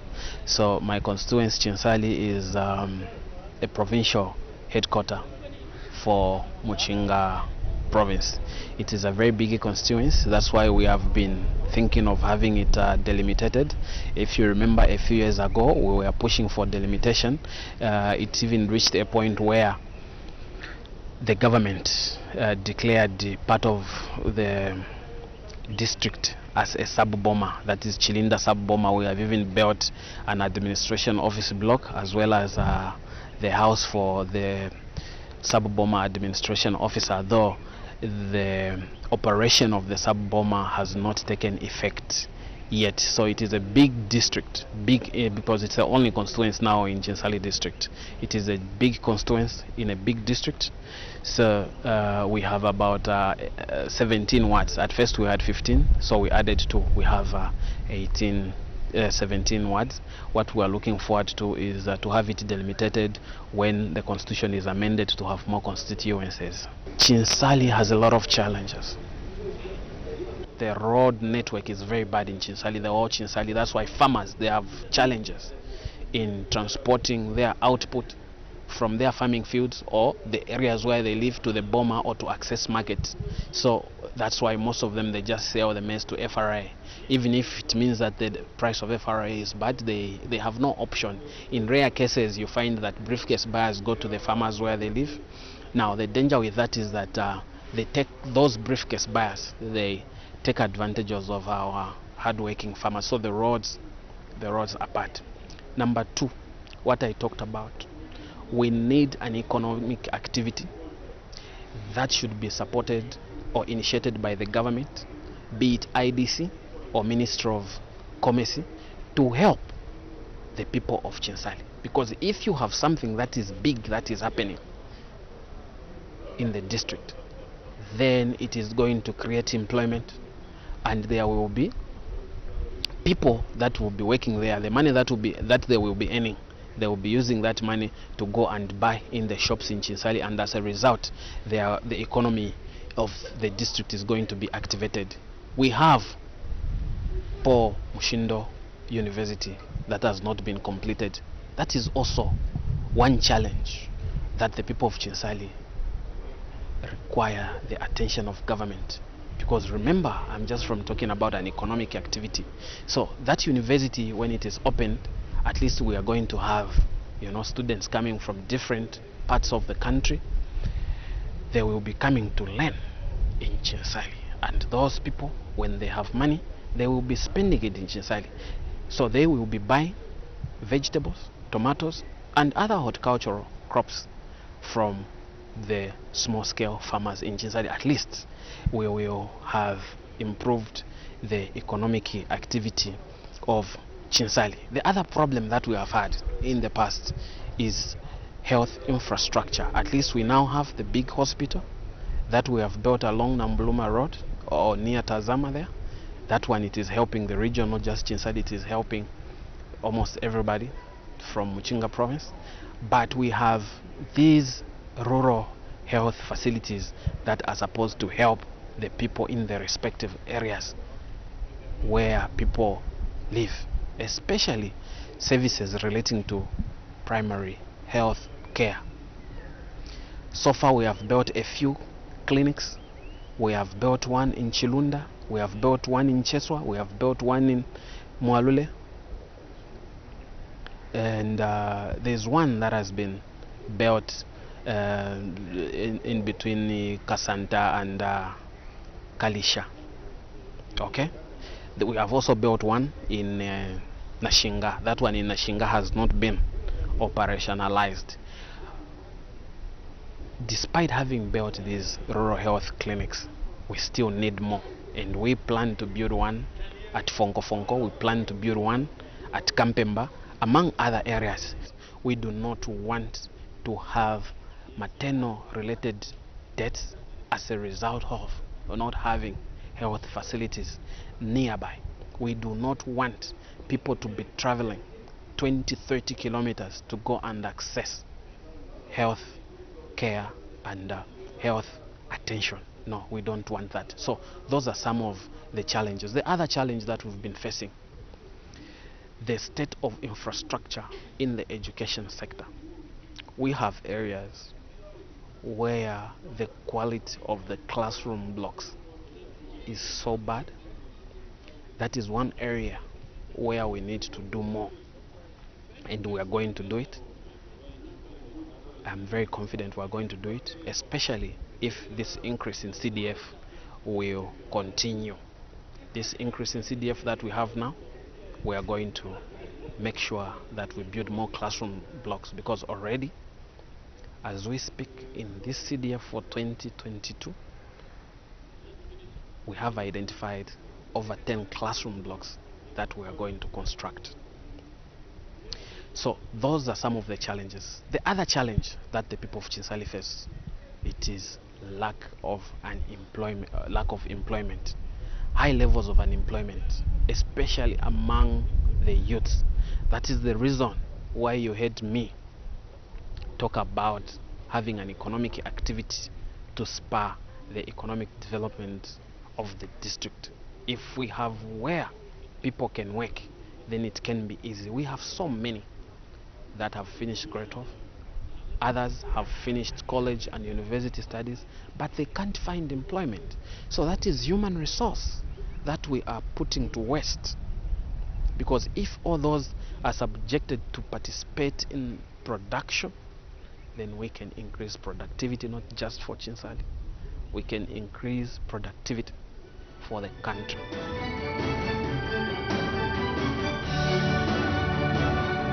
My developmental agenda, as I indicated to you earlier, is to ensure that we first of all have proper road network, because where there's proper road network, everything becomes easier.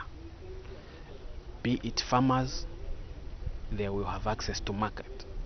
Be it potential farmers, they will have access to land where they can go and farm, because some areas people fail to go and farm there due to bad state of the roads. That is number one.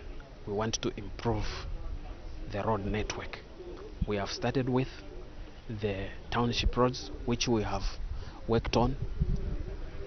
We have done part of it. We haven't finished. The contractor is still on site. We are also working on the Chinsali to Isoka road, which is forming part of the contract that is also going to take care of the road that comes from Nambuluma going to Chinsali Boma. So the first item on our development agenda for Chinsali is improving the road network in Chinsali. Secondly, we want to make sure that in most areas where people live, there should be a clinic nearby, because we don't want people to move long distances before they can access health care. The third issue, it's in the education sector. We want to make sure that where possible, we have proper classroom blocks where school-going children can learn. We don't want our children to be learning under the tree. We don't want that.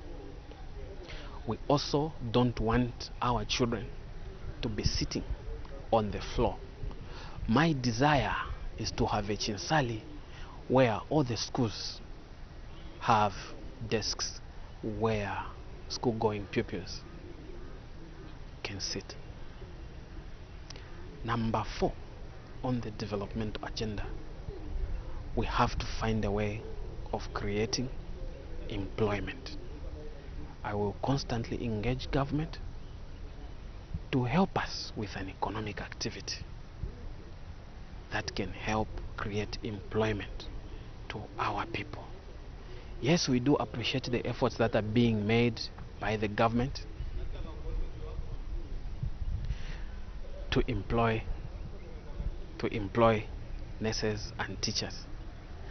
But look, the government cannot manage to employ everyone. The government needs to be supported by the private sector.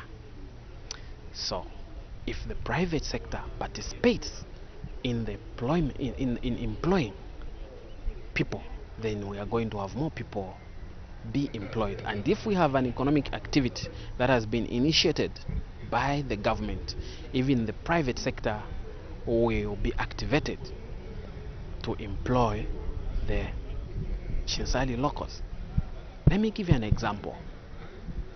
If, for example, the government initiates an investment in the timber plantation through Zafico, or they initiate a project to grow and cultivate sisal, what is going to happen is that there will be other industries that support these core industries, and those supporting industries or supporting enterprises, they are going to create employment, and as a result there will be people that will be employed at the timber plantation or the sisal plantation. Then now those suppliers that are working with the timber plantation or the sisal plantation will also be employing people. So that is the other area where we have to make sure that our development agenda encompasses that item.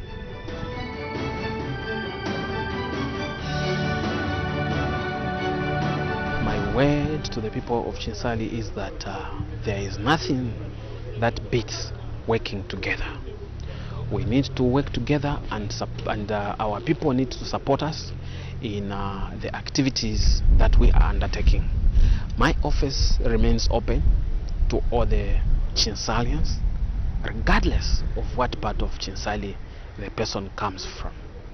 My office is very open to all of them, because my office is an office of a person who is a servant of the people of Chinsali. I am here to work for you, the people of Chinsali. So if you have issues, don't fear that office, that maybe we are going to be chased or we are not going to.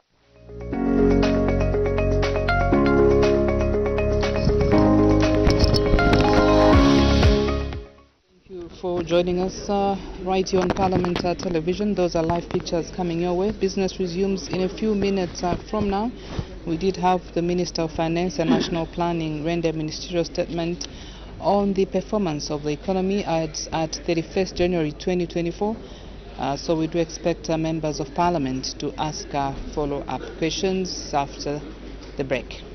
Yes, there was also Her Honor the Vice President's question time, and also announcements on the business of the House to be considered in the next 2 weeks. And still to come are questions for oral answer, and we have 5 in total, and we also have 3 bills expected to be presented at the first reading stage.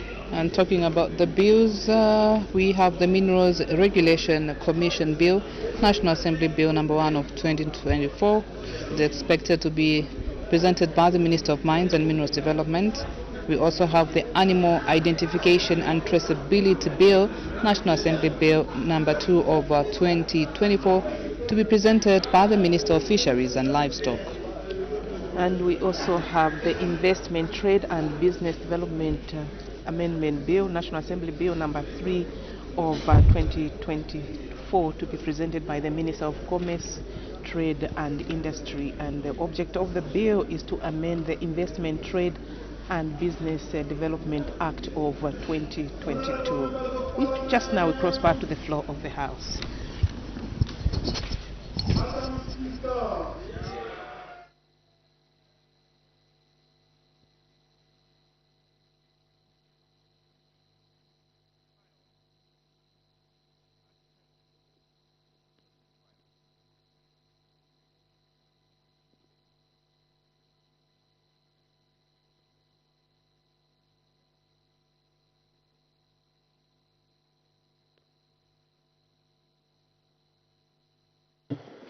Honorable members, before we proceed, I have one announcement to make. Honorable members, I wish to inform the House that the United Nations Development Program, UNDP, Resident Representative, Mr. James Waikianga, has invited all female members of Parliament to a high-level dialogue dinner with Ms. Ahuna Eziakonwa on Saturday, 24th February 2024.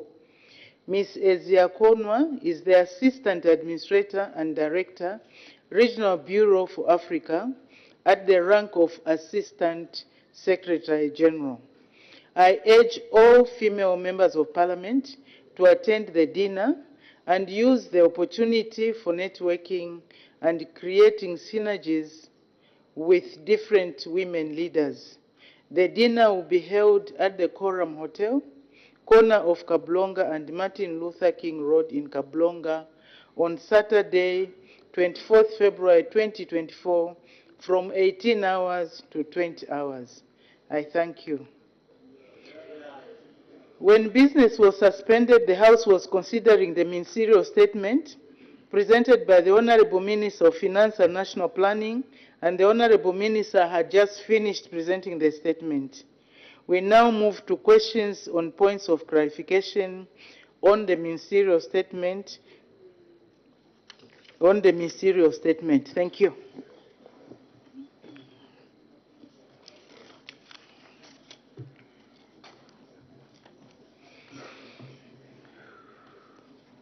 The Honorable Member for Sinazongwe. Most grateful, Madam Speaker. Honorable Minister, I would like to thank you for a well-elaborated statement that you have given on the floor of this House, giving a direction on how you are running the economy. Now, I have a source of concern, Honorable Minister. The concern that I have is the pace at which you are handling the affairs of KCM. You are aware, Honorable Minister, that the announcement was made much earlier to have Vendetta back and run the mine prior to the time you announced Mopani. But now Mopani, at least there is a direction. At KCM, there is literally nothing that has happened at the moment. We don't know when Vendetta is fully taking over. This has sent a lot of anguish to the people of Chungola, Chirabombe, Kitwe, and Nampondwe. Where is the problem? When is Vendetta fully taking over? So that at least the people of Zambia can enjoy the fruits. I submit, Madam Speaker. Thank you. Let's be precise, honorable members, as we ask. We need to allow to accommodate as many members of Parliament as possible. The Honorable Minister of Finance. Thank you, Madam Speaker.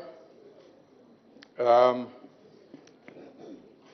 I said in the statement, as far as we know, there's only one last step before Vedanta comes back. You recall, at the time they left, they had debts that they left behind. And with that, the only item that is remaining is for them to meet with the creditors to agree on how they will be paid.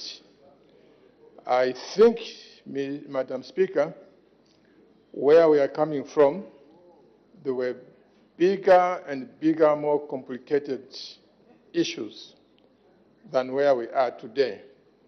So I think government is confident that this matter will not take long, because what has been settled between government and Vedanta was much more complicated than what remains. I thank you. Thank you. The Honorable Member for Nalolo. Thank you very much, Madam Speaker. Honorable Minister of Finance, a recent Zamstat report shows that poverty levels in this country have risen from 54 to 60%. And I'd like to acknowledge your comments that we've had reduced copper export earnings by 19%. However, some of this increase in poverty is in areas where there's no mining, like Muchinga, Western Province, and other areas. And for the past 2 years, you have increased social sector spending, social cash transfer, and fertilizer inputs.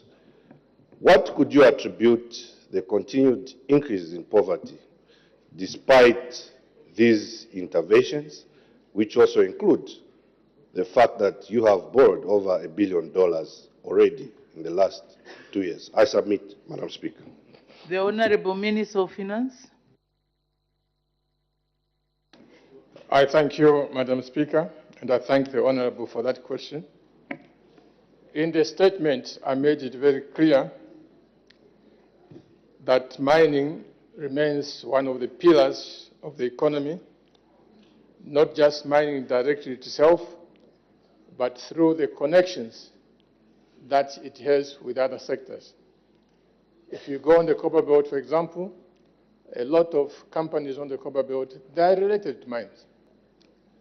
So, if KCM is closed, if Mopani is closed, what do you expect?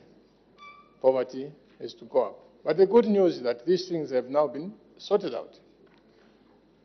So, I also want to appreciate what you've recognized.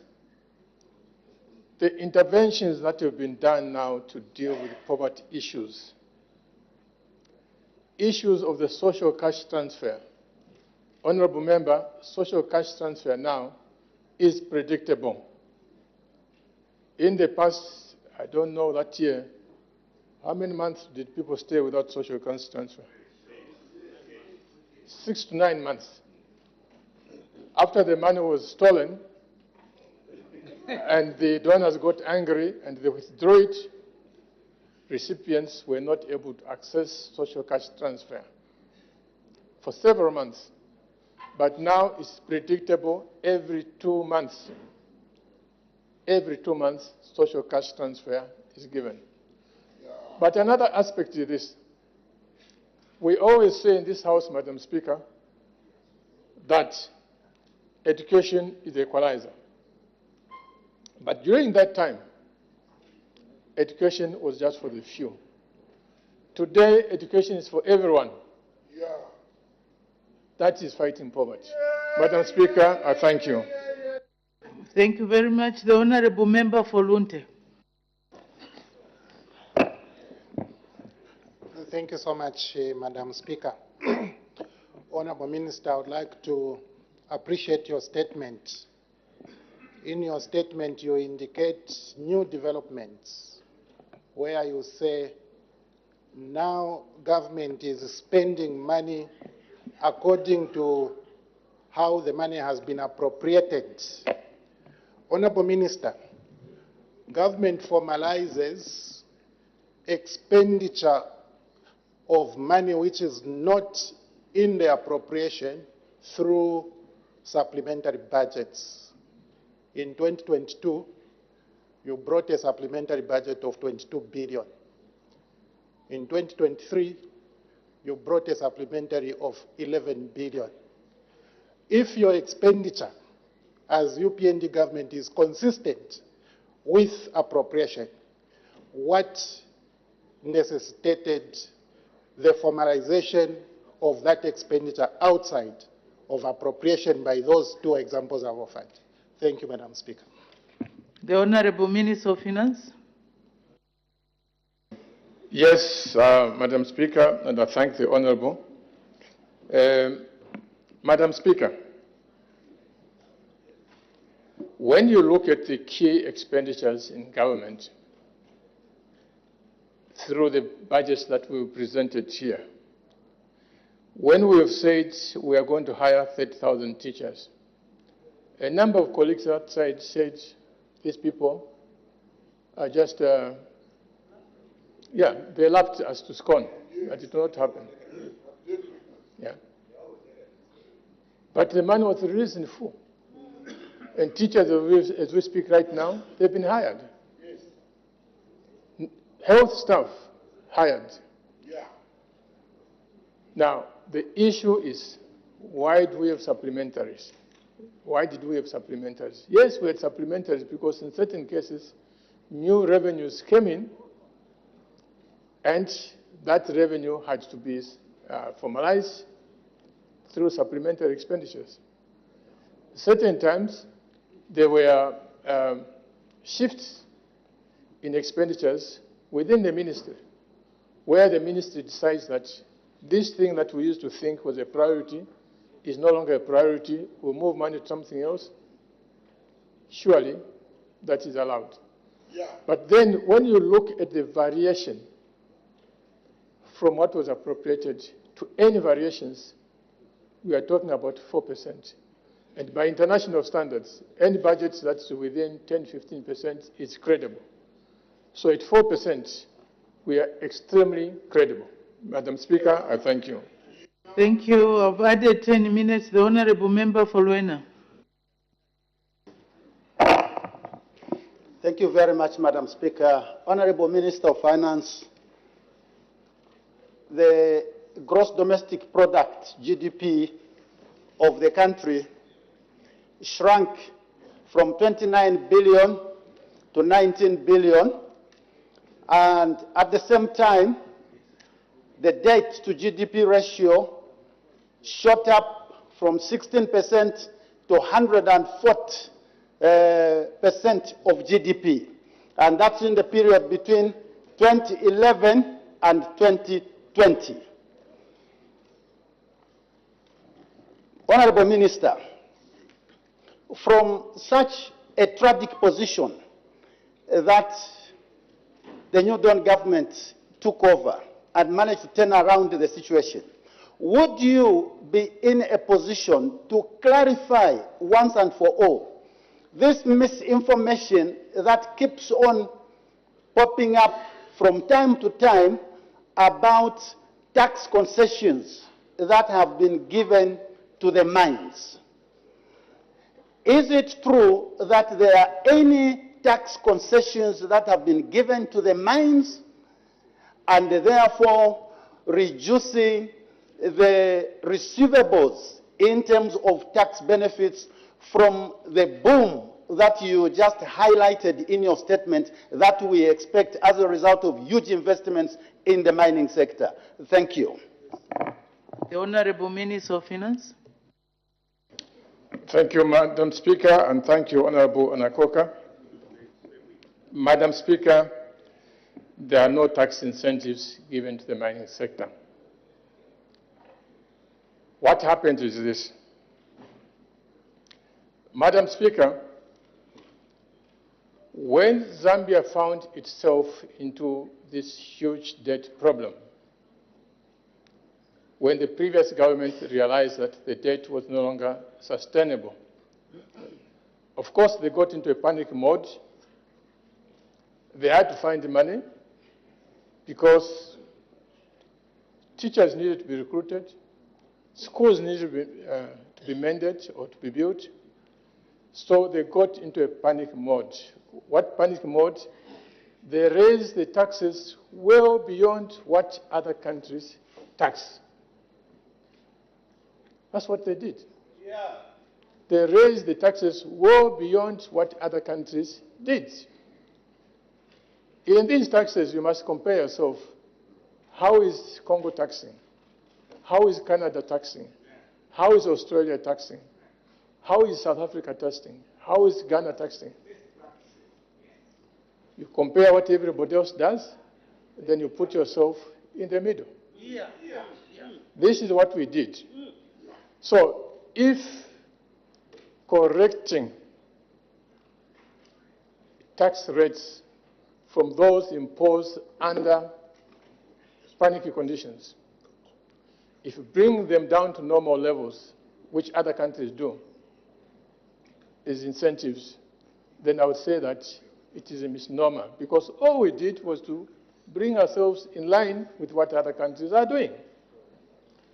Madam Speaker, as a result of this,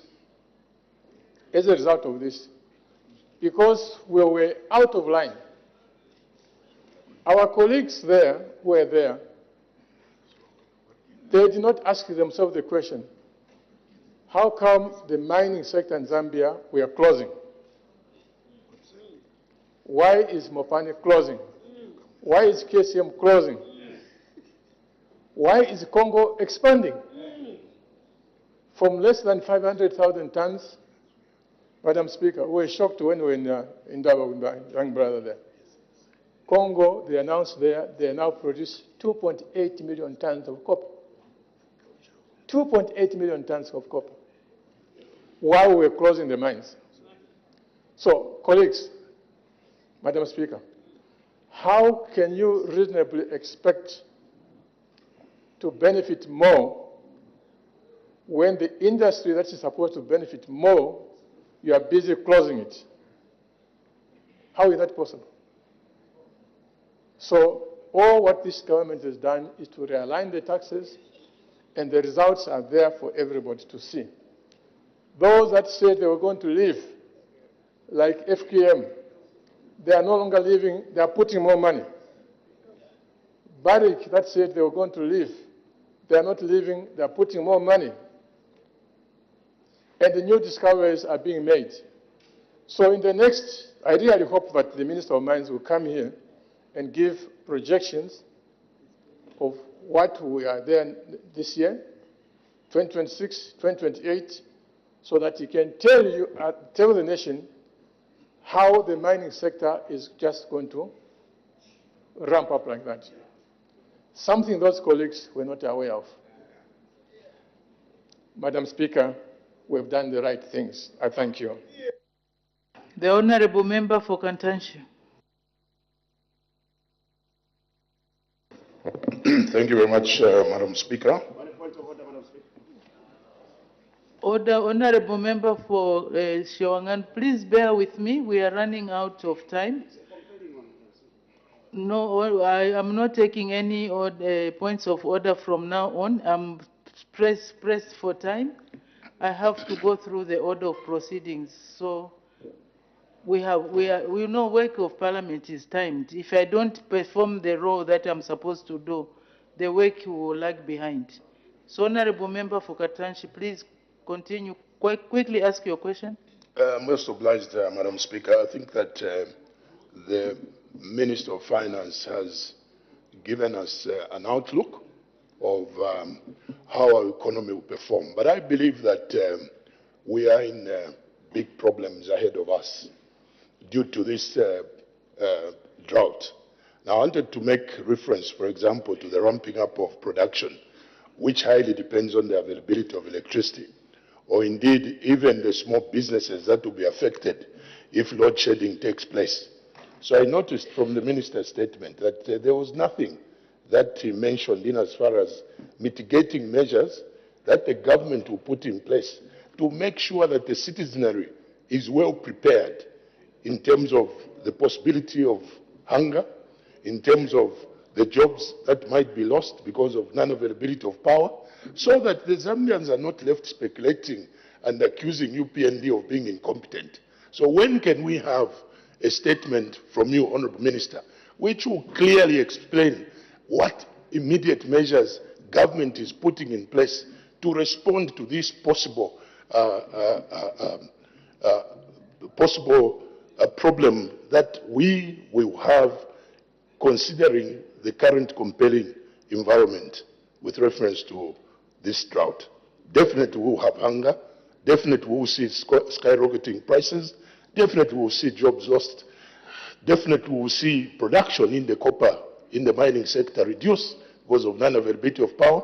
When can we have that information so that we are moving at the same pace with government? Thank you. The Honorable Minister of Finance and National Planning. I thank you, and I thank Honorable MP for Kantanshi. Maybe he missed the statement that I made in when I was reading the speech. What I said is that for this year, the biggest priorities are two. One, making sure that every citizen is food secure in the midst of this drought. Two, securing energy resources, electricity, for the reason that you've said. And I did say that we are waiting for the colleagues, the Minister of Energy, the Minister of Agriculture, DMMU, to present scenarios going forward so that on the basis of those scenarios, we can adjust, we intend to adjust the 2024 budget to be able to accommodate the response measures that you are talking about so that we minimize disruptions as much as possible. So these two are most critical, and we have to adjust the budget to accommodate them. Thank you, Madam Speaker. Thank you very much. The Honorable Member for Momba. Thank you, Madam Speaker. Honorable Minister, thank you for your statement. Two of the key economic growth sectors you indicated is mining and agriculture. In mining, you have, in fact, indicated what is being done to resolve the problems. But in terms of agriculture, especially FISIP, and considering now that we have this drought, what are you doing in terms of your ministry, in terms of aligning, maybe say, going forward, the sector budget in terms of the money that which is allocated to the Ministry of Agriculture, especially FISIP, where we find about 90% of that goes to FISIP, and now we are in this situation. Are you considering maybe making some adjustments, not for this time, but even next year going forward, so that we are not in this situation where we are now? Thank you, Madam Speaker. Thank you very much. I'll add another 5. I'm really now on shoestring in terms of time. The Honorable Minister of Finance and National Planning. Thank you, Madam Speaker. Madam Speaker, on agriculture, right now, the most important thing is to feed the people one way or another.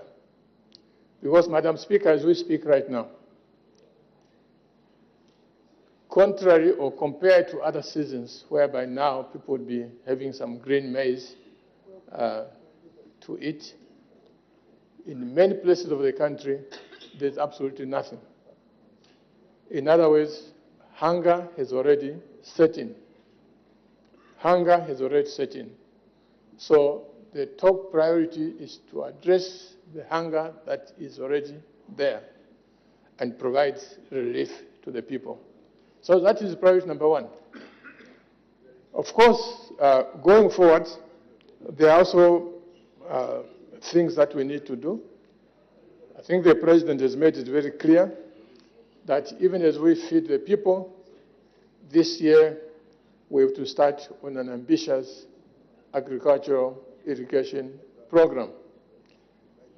We have seen situations where maize, the other day I was showing the Minister of Agriculture a video where maize is watering, the water is only about 50 meters away, a big body of water.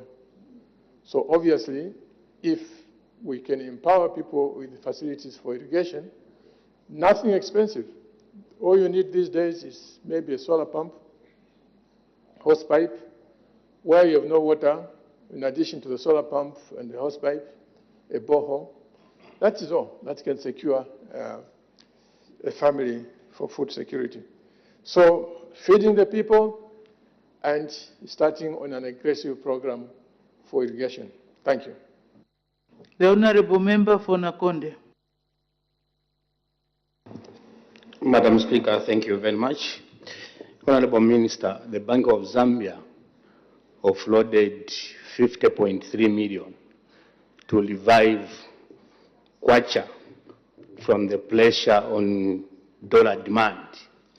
And you have attributed to the gain of the kwacha to the measures that you have put in place in the mining sector. I wanted to find out what was the purpose then to offload that 50.3 million kwacha, and where did the money come from? I submit. One US question dollars. per Honorable Member, just one question. The Honorable Minister of Finance and National Planning will only answer one question. Thank you, Madam Speaker. I repeat, the solution to the exchange rate, number one, the inflows that are coming from the new investors, those are providing relief because as people get paid, dollars come in the country. Number two, the monetary policy actions that I described earlier on, the statutory reserves and the movement of government deposits, only government deposits into the central bank. Number three, yes, the central bank, Bank of Zambia, does sell dollars in the market. That is something that happens on a daily basis. Depending on the situation, they may sell dollars in the market to smoothen the exchange rate. On other occasions, they will not be selling dollars in the market. They will be buying dollars in the market. This is something that happens all the time as part of the operations. Madam Speaker, I thank you. The Honorable Member for Congo, quickly, if he's not there. I see he's not there. The Honorable Member for Mwense. Mwense is not there. The Honorable Member for Mufurira is not there. The Honorable Member for Shiwangandu. Thank you so much, Madam Speaker.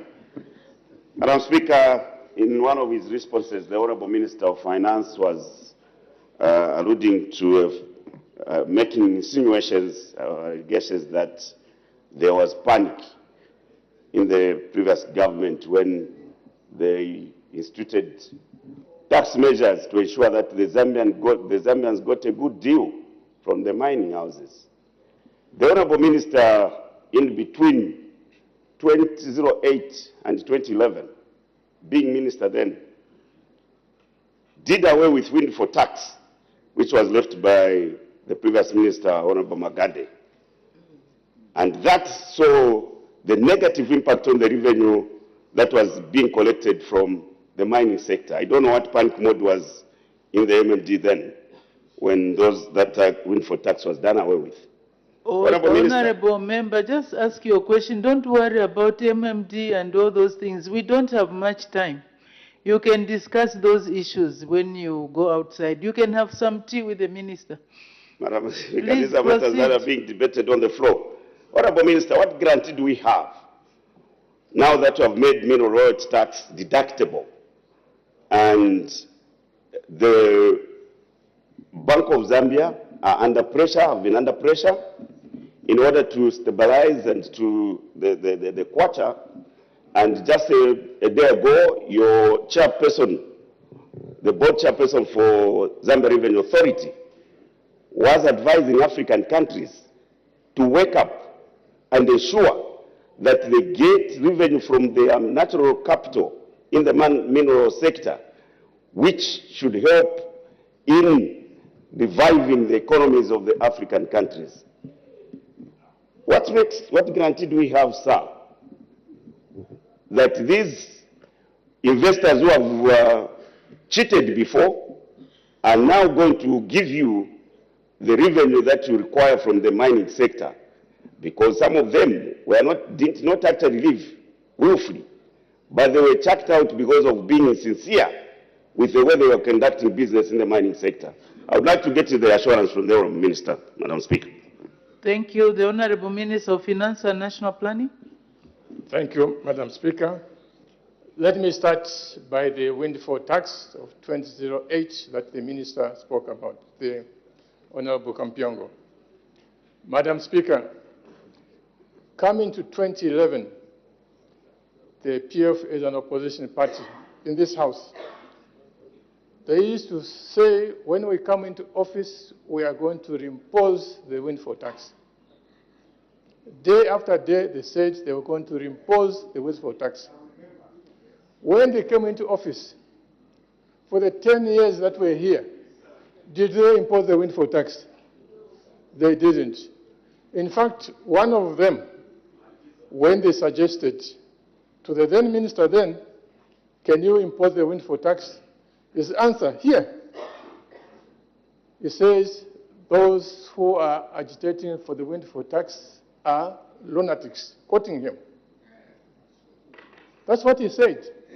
What does that mean? It means these people are not sincere. They talk about things they don't mean. Regarding now what he's saying on the making mining mineral royalty tax deductible, I come back to what I said before. On these taxes, you see what other people are doing. And what I'm saying now is that if you go around these countries, there's none of them that impose the kind of thing that the PF government imposed. And the result, Madam Speaker, the result of what they imposed, KCM closed, Mopane closed, Lumana said we are leaving, First Quantum said we are leaving. So it means that the whole industry was going to close. So this is why I was saying that these colleagues, the way they think, I don't understand. It's like imagining that you want to kill an industry, so that you can benefit more. Is that possible? Is that possible that you first kill an industry so that you benefit more? So this is why we are to undo what they did, because they did not understand what they were doing. Thank you, Madam Speaker. Thank you. It's a huge subject. We need more time, but unfortunately we don't have that time. We need to make progress. Question for oral answer under Standing Order 74. The Honourable Member for Wacha.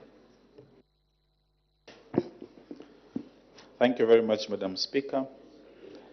Question number 232. Thank you. The Honourable Minister of Fisheries and Livestock.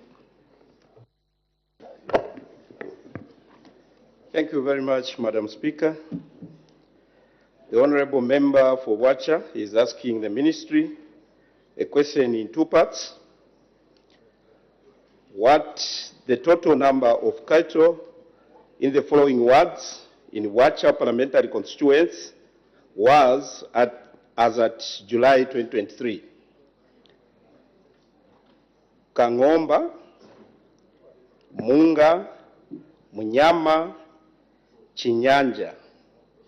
In B, why the cattle in the wards above were not vaccinated under the corridor vaccination exercise.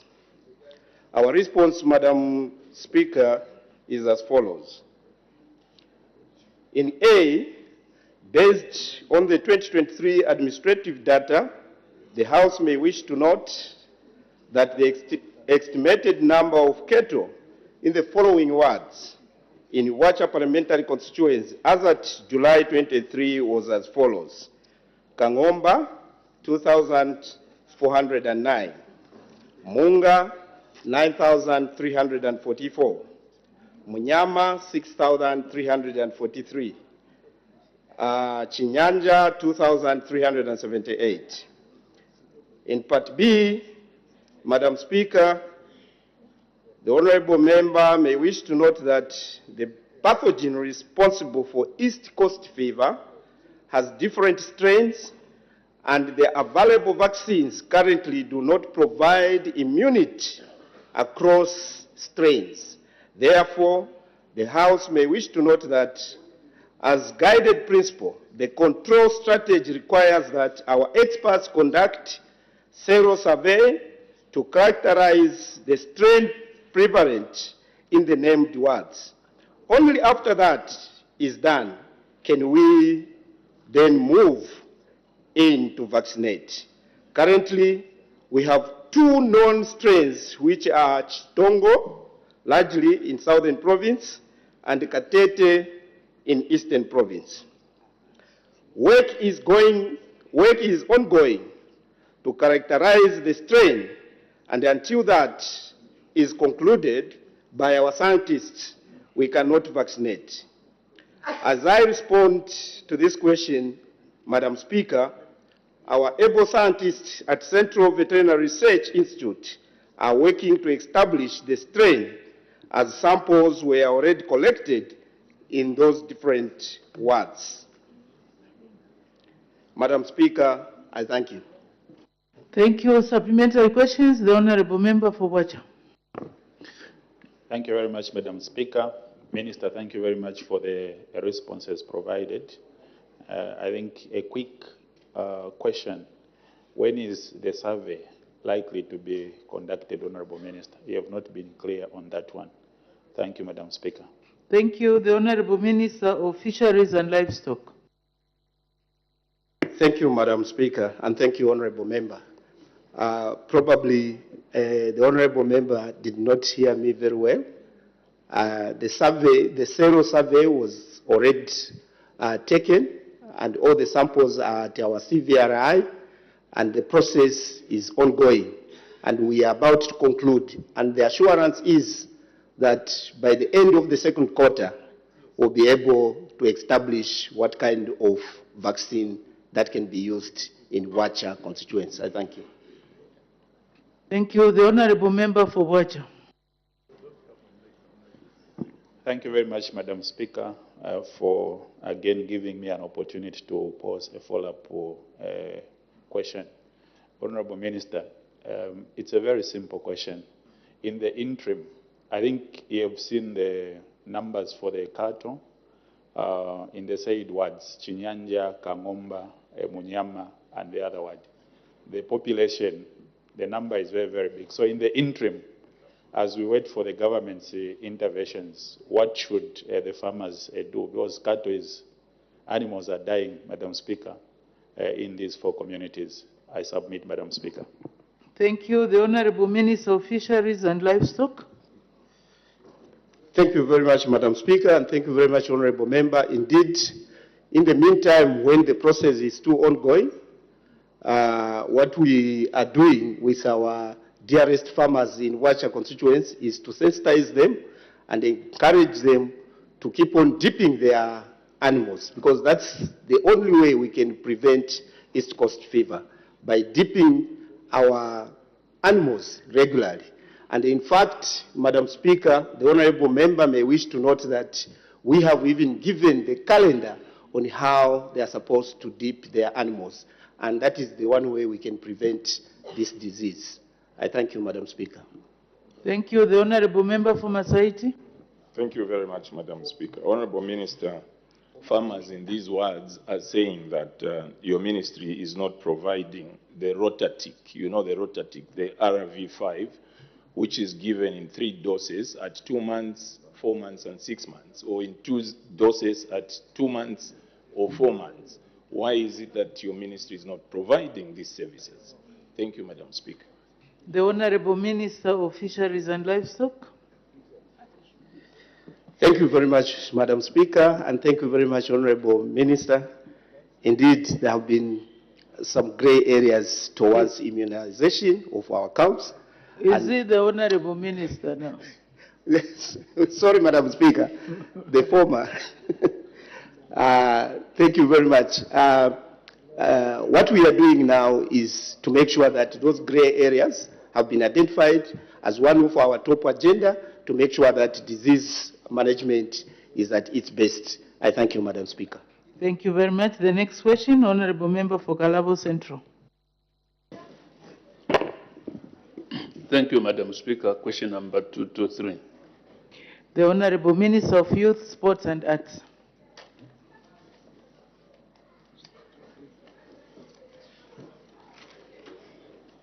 Thank you very much, Madam Speaker. The Honorable Member for Kalabo, Honorable Meyutu, is asking the Minister of Youth, Sport and Arts the following questions. A, why the construction of Kalabo Youth Resource Center in Kalabo District has stalled. In B, when the project will resume. In C, at what level of completion in percentage terms the project was as of December 2022. In D, what the contract sum for the project is. And in E, who the contractor for the project is. Our response, Madam Speaker,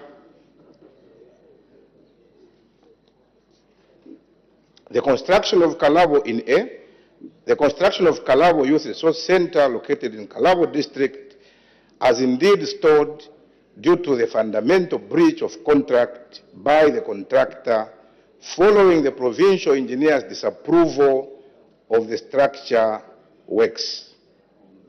In B, when the project will resume, the project is dependent on the availability of funds, engagement of new contractor, and issuance of bill of quantities after consultations with the Minister of Infrastructure and Urban Development.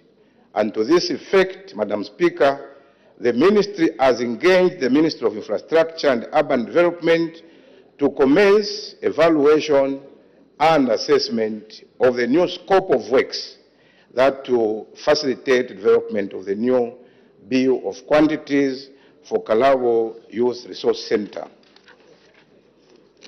In C, the level of completion in percentage terms, obviously, for the Kalabo Youth Resource Center is at 0%, as the area constructed structure was demolished due to poor quality of workmanship. In D, the contract sum was 23,958 kwacha, 343 ngwe.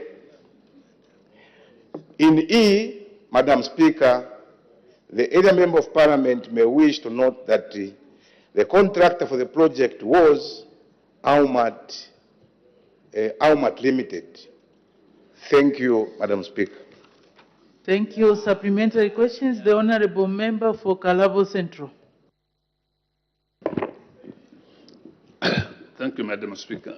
My simple question is, are we assured of continuity or resumption in the 2024 budget? Thank you, Madam Speaker. Thank you. The Honorable Minister for Youth, Sports and Arts. Thank you, Madam Speaker, and thank you, Honorable Member, for that follow-up question. In the 2024 budget, we do not have resources to resume the construction of the resource center.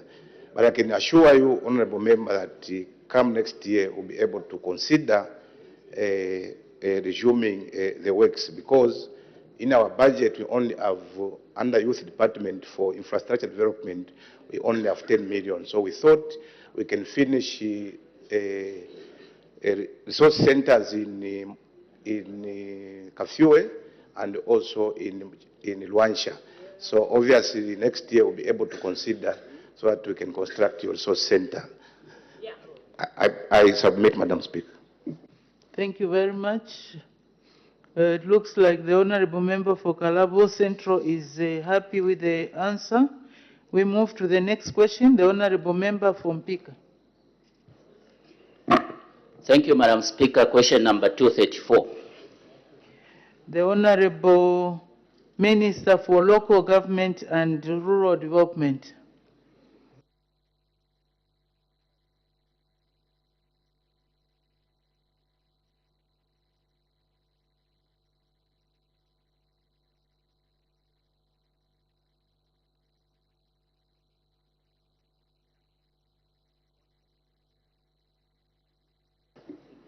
Apologies, Madam Speaker. Attending to a small emergency with the Minister of Defense. Mr. Francis Kapyanga, the Honorable Member of Parliament for Mpika, is asking the Minister of Local Government and Rural Development at A, whether the government has any plans to tar township roads in the following areas in Mpika parliamentary constituency. 1. Kamanya, 2. Musakanya Kombe, 3. Casanova, 4. Chisanga, 5. Chitulika, 6. Kalolo to Musakanya Market, 7. Great North Road to Tazara Compound, and 8. Mpika Boys Secondary School to St. Andrew's Catholic School.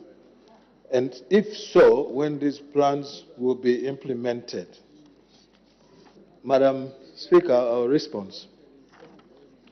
Government does not have immediate plans to tar the roads just read out in the question located in Mpika parliamentary constituency.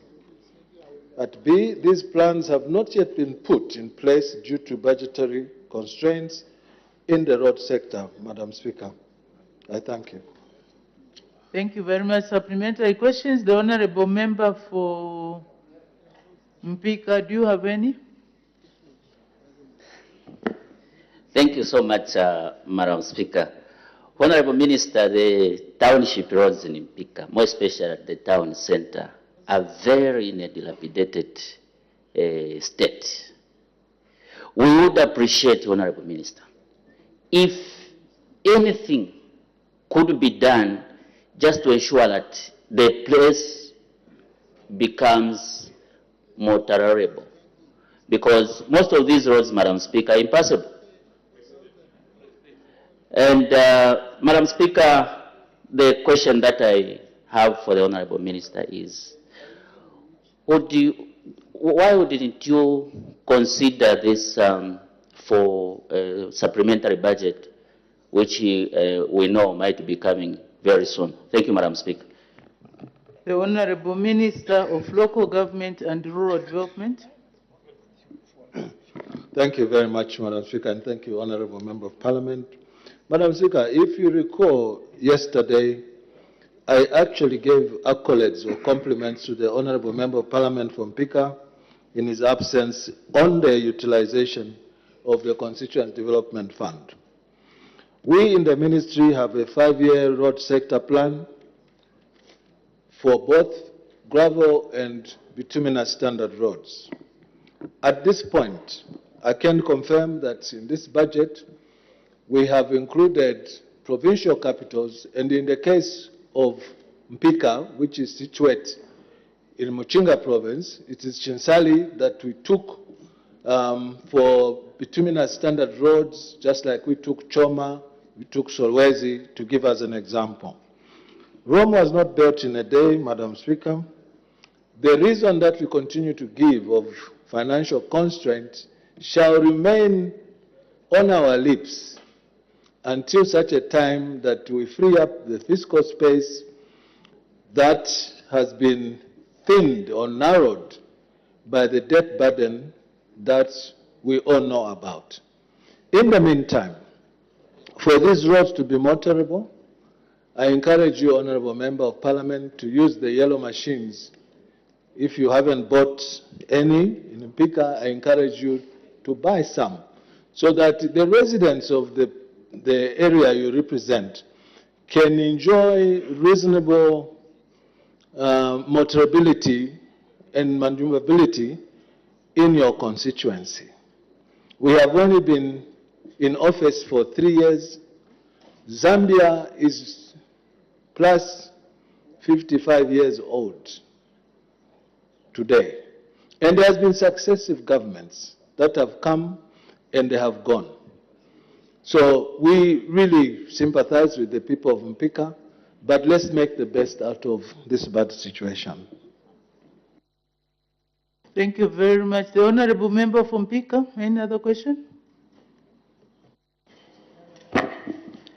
Madam Speaker, thank you so much, and I appreciate the response by the Honorable Minister. Indeed, we have procured the road-making equipment, but our plea is for bituminous township roads, which we cannot do under a constituency development fund, which we also appreciate its increase, but we cannot do bituminous roads using the same fund. Honorable Minister, I would request that one day you come with me to Mpika, you see for yourself the kind of roads that we have, more especially at the town center. I'm glad my elder brother, the Honorable Minister of Sports and Youth, is saying he was there and he saw for himself the kind of roads that we have. Honorable Minister, I would appreciate if you came. Thank you so much, Madam Speaker. It's an invitation so you can discuss with the minister outside. I don't know if the minister would want to say something. I appreciate, Madam. I would like to just augment the argument. Honorable Member of Parliament from Mpika, the same older brother of yours who said was in Mpika not so long ago, Honorable Elvis Nkandu, MP, Member of Parliament for Kaputa, and also the MP for Chienge. Speak to those people, those two. They will tell you that there are children who have matured to the age of 25 in their areas. They've never seen a tarmac road and what it looks like. So please understand that we have to develop this country at a point where everybody will remain with a smile on their faces. Mpika, in my own view, requires to be uplifted. But there are areas that require more upliftment, such as Chienge, such as Kaputa, and so on. And there are many, too many to even recite. And therefore, patience is a virtue. I urge you, Honorable Member, to just remain steadfast. Everything will be all right. The Honorable Member from Mwinirunga was just emphasizing that the apples are also moving on bad roads. And so is Luena. It's an ongoing problem for all of us, I think. Let's engage and see how best we can do this. Honorable members, can we make progress? Next question, the Honorable Member for Chembe. Thank you, Madam Speaker, to give the people of Chembe to ask a question. Question number 235. The Honorable Acting Minister of Infrastructure, Housing and Urban Development. Thank you very much, Madam Speaker, once again. Mr. Cliff Mpundu, the MP for Chembe constituency, is asking the Minister of Infrastructure, Housing and Urban Development at A, when the construction of the following categories of houses for civil servants in Chembe district will be completed: 2 high cost, 10 medium cost, and 20 low cost. At B, he wishes to know at what level of completion in percentage terms each category was as of June 2023. And at C, he wants to know the cause of the delay in completion of these projects. Madam Speaker, our response The construction of houses for civil servants in Chembe parliamentary constituency and district will be completed as follows. A, the 2 high-cost houses will be completed by the first quarter of 2025. 2, the 10 medium-cost houses will be completed by the first quarter of 2025. 3, the 20 low-cost houses will be completed by the fourth quarter of this year, 2024. At B, the level of completion in percentile terms for each of these categories as of June 2023 was as follows. The 2 high-cost houses were at 45% completion. The 10 medium-cost houses were at 40% completion. The 20 low-cost houses were at 90% completion. At C, the delay in completing these works is, as you may expect, due to the financial constraints. Thank you very much, Madam Speaker. Thank you very much. Supplementary questions, the Honorable Member for Chembe. Thank you very much, Madam Speaker. Honorable Minister, I have visited this site several times, and I want to let you know that, one, the contractor is not on site, and currently the houses have been really vandalized. I can say maybe from the 20 houses, they were at 95%, and currently they have come down to 20%. Now, looking at the financial constraint that you have talked of, coupled with this vandalism that is at play, in your own wisdom as a ministry, why don't you just write off these houses by selling them to the civil servants so that they finish them up? Thank you very much, Madam Speaker. The Honorable Acting Minister of Infrastructure, Housing and Urban Development. Thank you very much, Madam Speaker. Indeed, Madam Speaker, with the reasons that I've given for the non-completion of this project, that being the financial constraints, it would be folly for the contractor to remain on site because it will amount to him just idling or being on holiday. Now, the second part of the question that the Honourable Member has asked as to why we do not see it prudent to simply sell these houses to the civil servants, because according to him, and using his own method of measure, what may have been at 90% due to vandalism has now come down to 20%. That is something that we need to do a check on to see if the gap between what I'm reporting to this House, that being 90%, and the 20% which you, MP, used to determine the levels of deterioration can be met at a certain point. I would, however, want to say to you, without any doubt in my mind, that selling of these houses would be the very last option. We would not want to sell government property. Regarding the vandals, we don't have the monopoly of wisdom. We would like to throw the ball back at you because you are in government. That your very voters, the people you represent, are the ones who are vandalizing the same government property.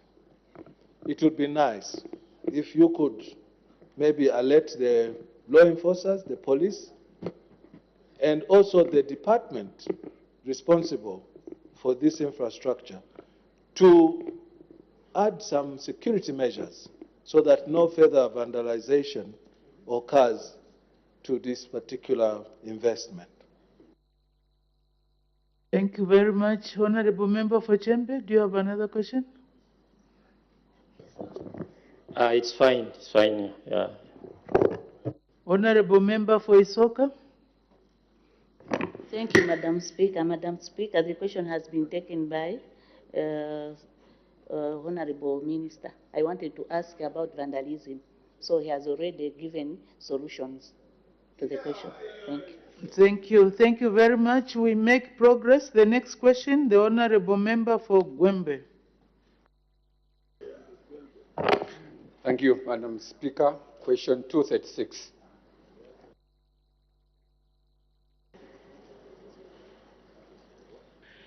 The Honorable Minister of Education. Thank you, Madam Speaker.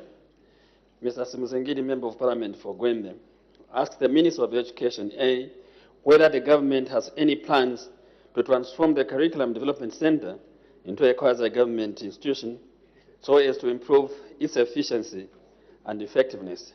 B, if so, when the plans will be implemented, and C, if there are no such plans, why? Madam Speaker, I wish to inform the House that A, the government has plans to transform the Curriculum Development Center into a quasi-government institution so as to improve its efficiency and effectiveness. The plans will be implemented in the 2025 to 2027 medium-term budget plan. And C, due to the response in Part A, Part C falls off. Thank you, Madam Speaker. Thank you. Supplementary questions? The Honorable Member for Gwembe. Thank you, Honorable Minister, for that very, very good answer. Honorable Minister, as you are aware, what is happening now is the adage goes, you cannot fatten a pig by weighing it, but only feeding it. The feedlot for the education system is the Curriculum Development Center. And what we have seen over the years is lot learning in our institutions. What do I mean? Our pupils are now learning in order to pass the exam. So the feedlot in the education system is the curriculum. So I'm so happy that there are plans so that we have a situation where our schools will be littered with learning and training materials. Thank you so much. It was a comment, and I was expecting that this question will attract a lot of interest, but I see none. So, Honorable Member for Nyimba. Thank you, Madam Speaker. Through you to the Minister. Minister of Education, you agree with me that, yes, our curriculum, I think it's outdated. And first, I'm happy that you've got plans to do this. Now, even as you are having plans to do this, are you in a position to give us an insight? The cooperating partners you want to involve in so that we can have our children learn to earn, not learn to pass. You agree with me that a good number of people will get 6 points, but when we give them an actual situation to work, they can't work. Thank you, Madam Speaker. Thank you. The Honorable Minister of Education. I'm not quite sure about the cooperating partners. This is a homegrown issue. So those who, if we have little money, we shall ask them. But this is a homegrown issue. So we are comfortable with what we are doing ourselves. Thank you. Thank you very much. We make progress. Presentation of government bills. The Honorable Minister of Mines and Minerals Development.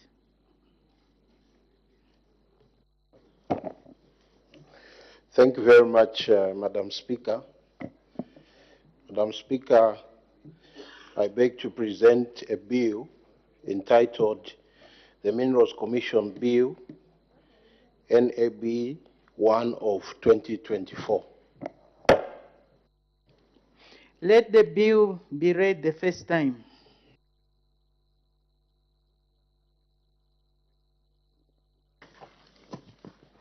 The Minerals Regulation Commission Bill, National Assembly Bill number 1 of 2024. The bill stands referred to the Committee on Cabinet Affairs. The committee is required to submit its report on the bill to the House by Wednesday, 20th March 2024. Honorable members who wish to make submissions on the bill are free to do so within the program of work of the committee. Next bill.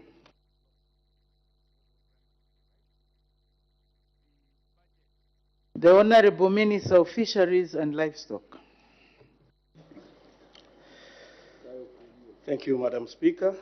I beg to present a bill entitled the Animal Identification and Traceability Bill, NAB number 2 of 2024.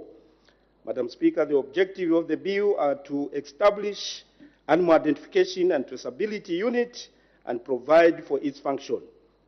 Also, Madam Speaker, to provide for Animal Identification and Traceability System, also to provide for notification of premises, to provide for registration of animal identification marks and agents, to provide the traceability of animals, animal products, and animal byproducts. Also, Madam Speaker, to repeal and replace the Animal Identification Act of 2010, and also to provide for matters connected with or incidental to the foregoing. I beg to move. Thank you very much. Let the bill be read the first time.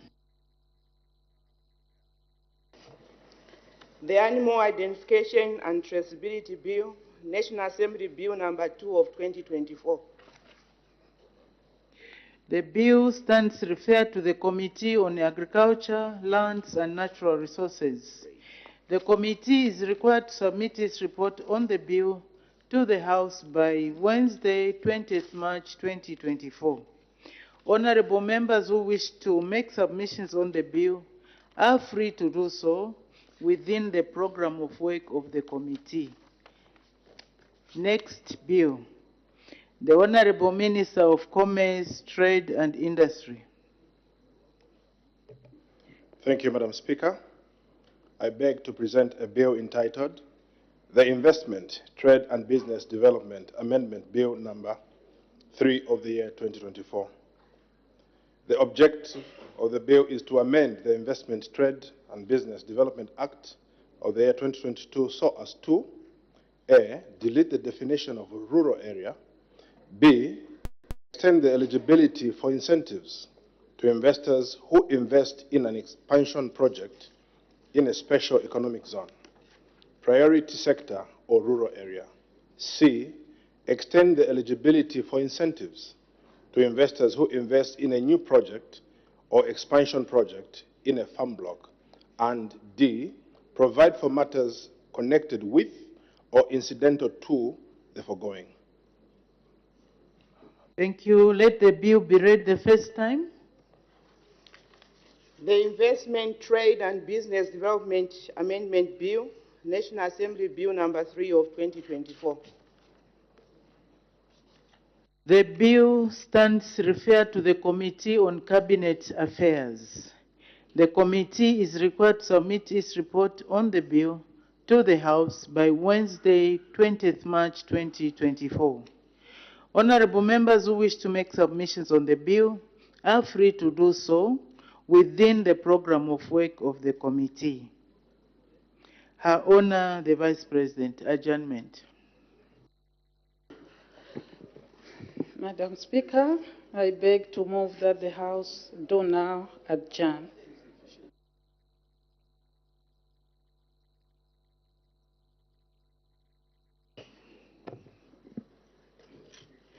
The question is that the House do now adjourn.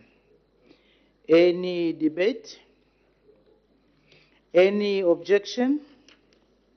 The question is agreed to. The House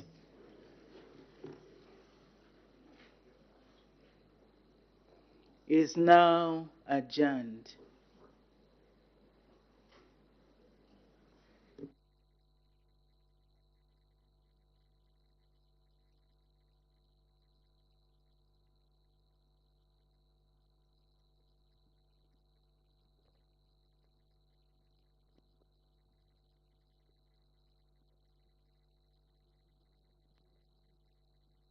of today's parliamentary proceedings. Today, Friday, 23rd February 2024. Business will resume next week on Tuesday.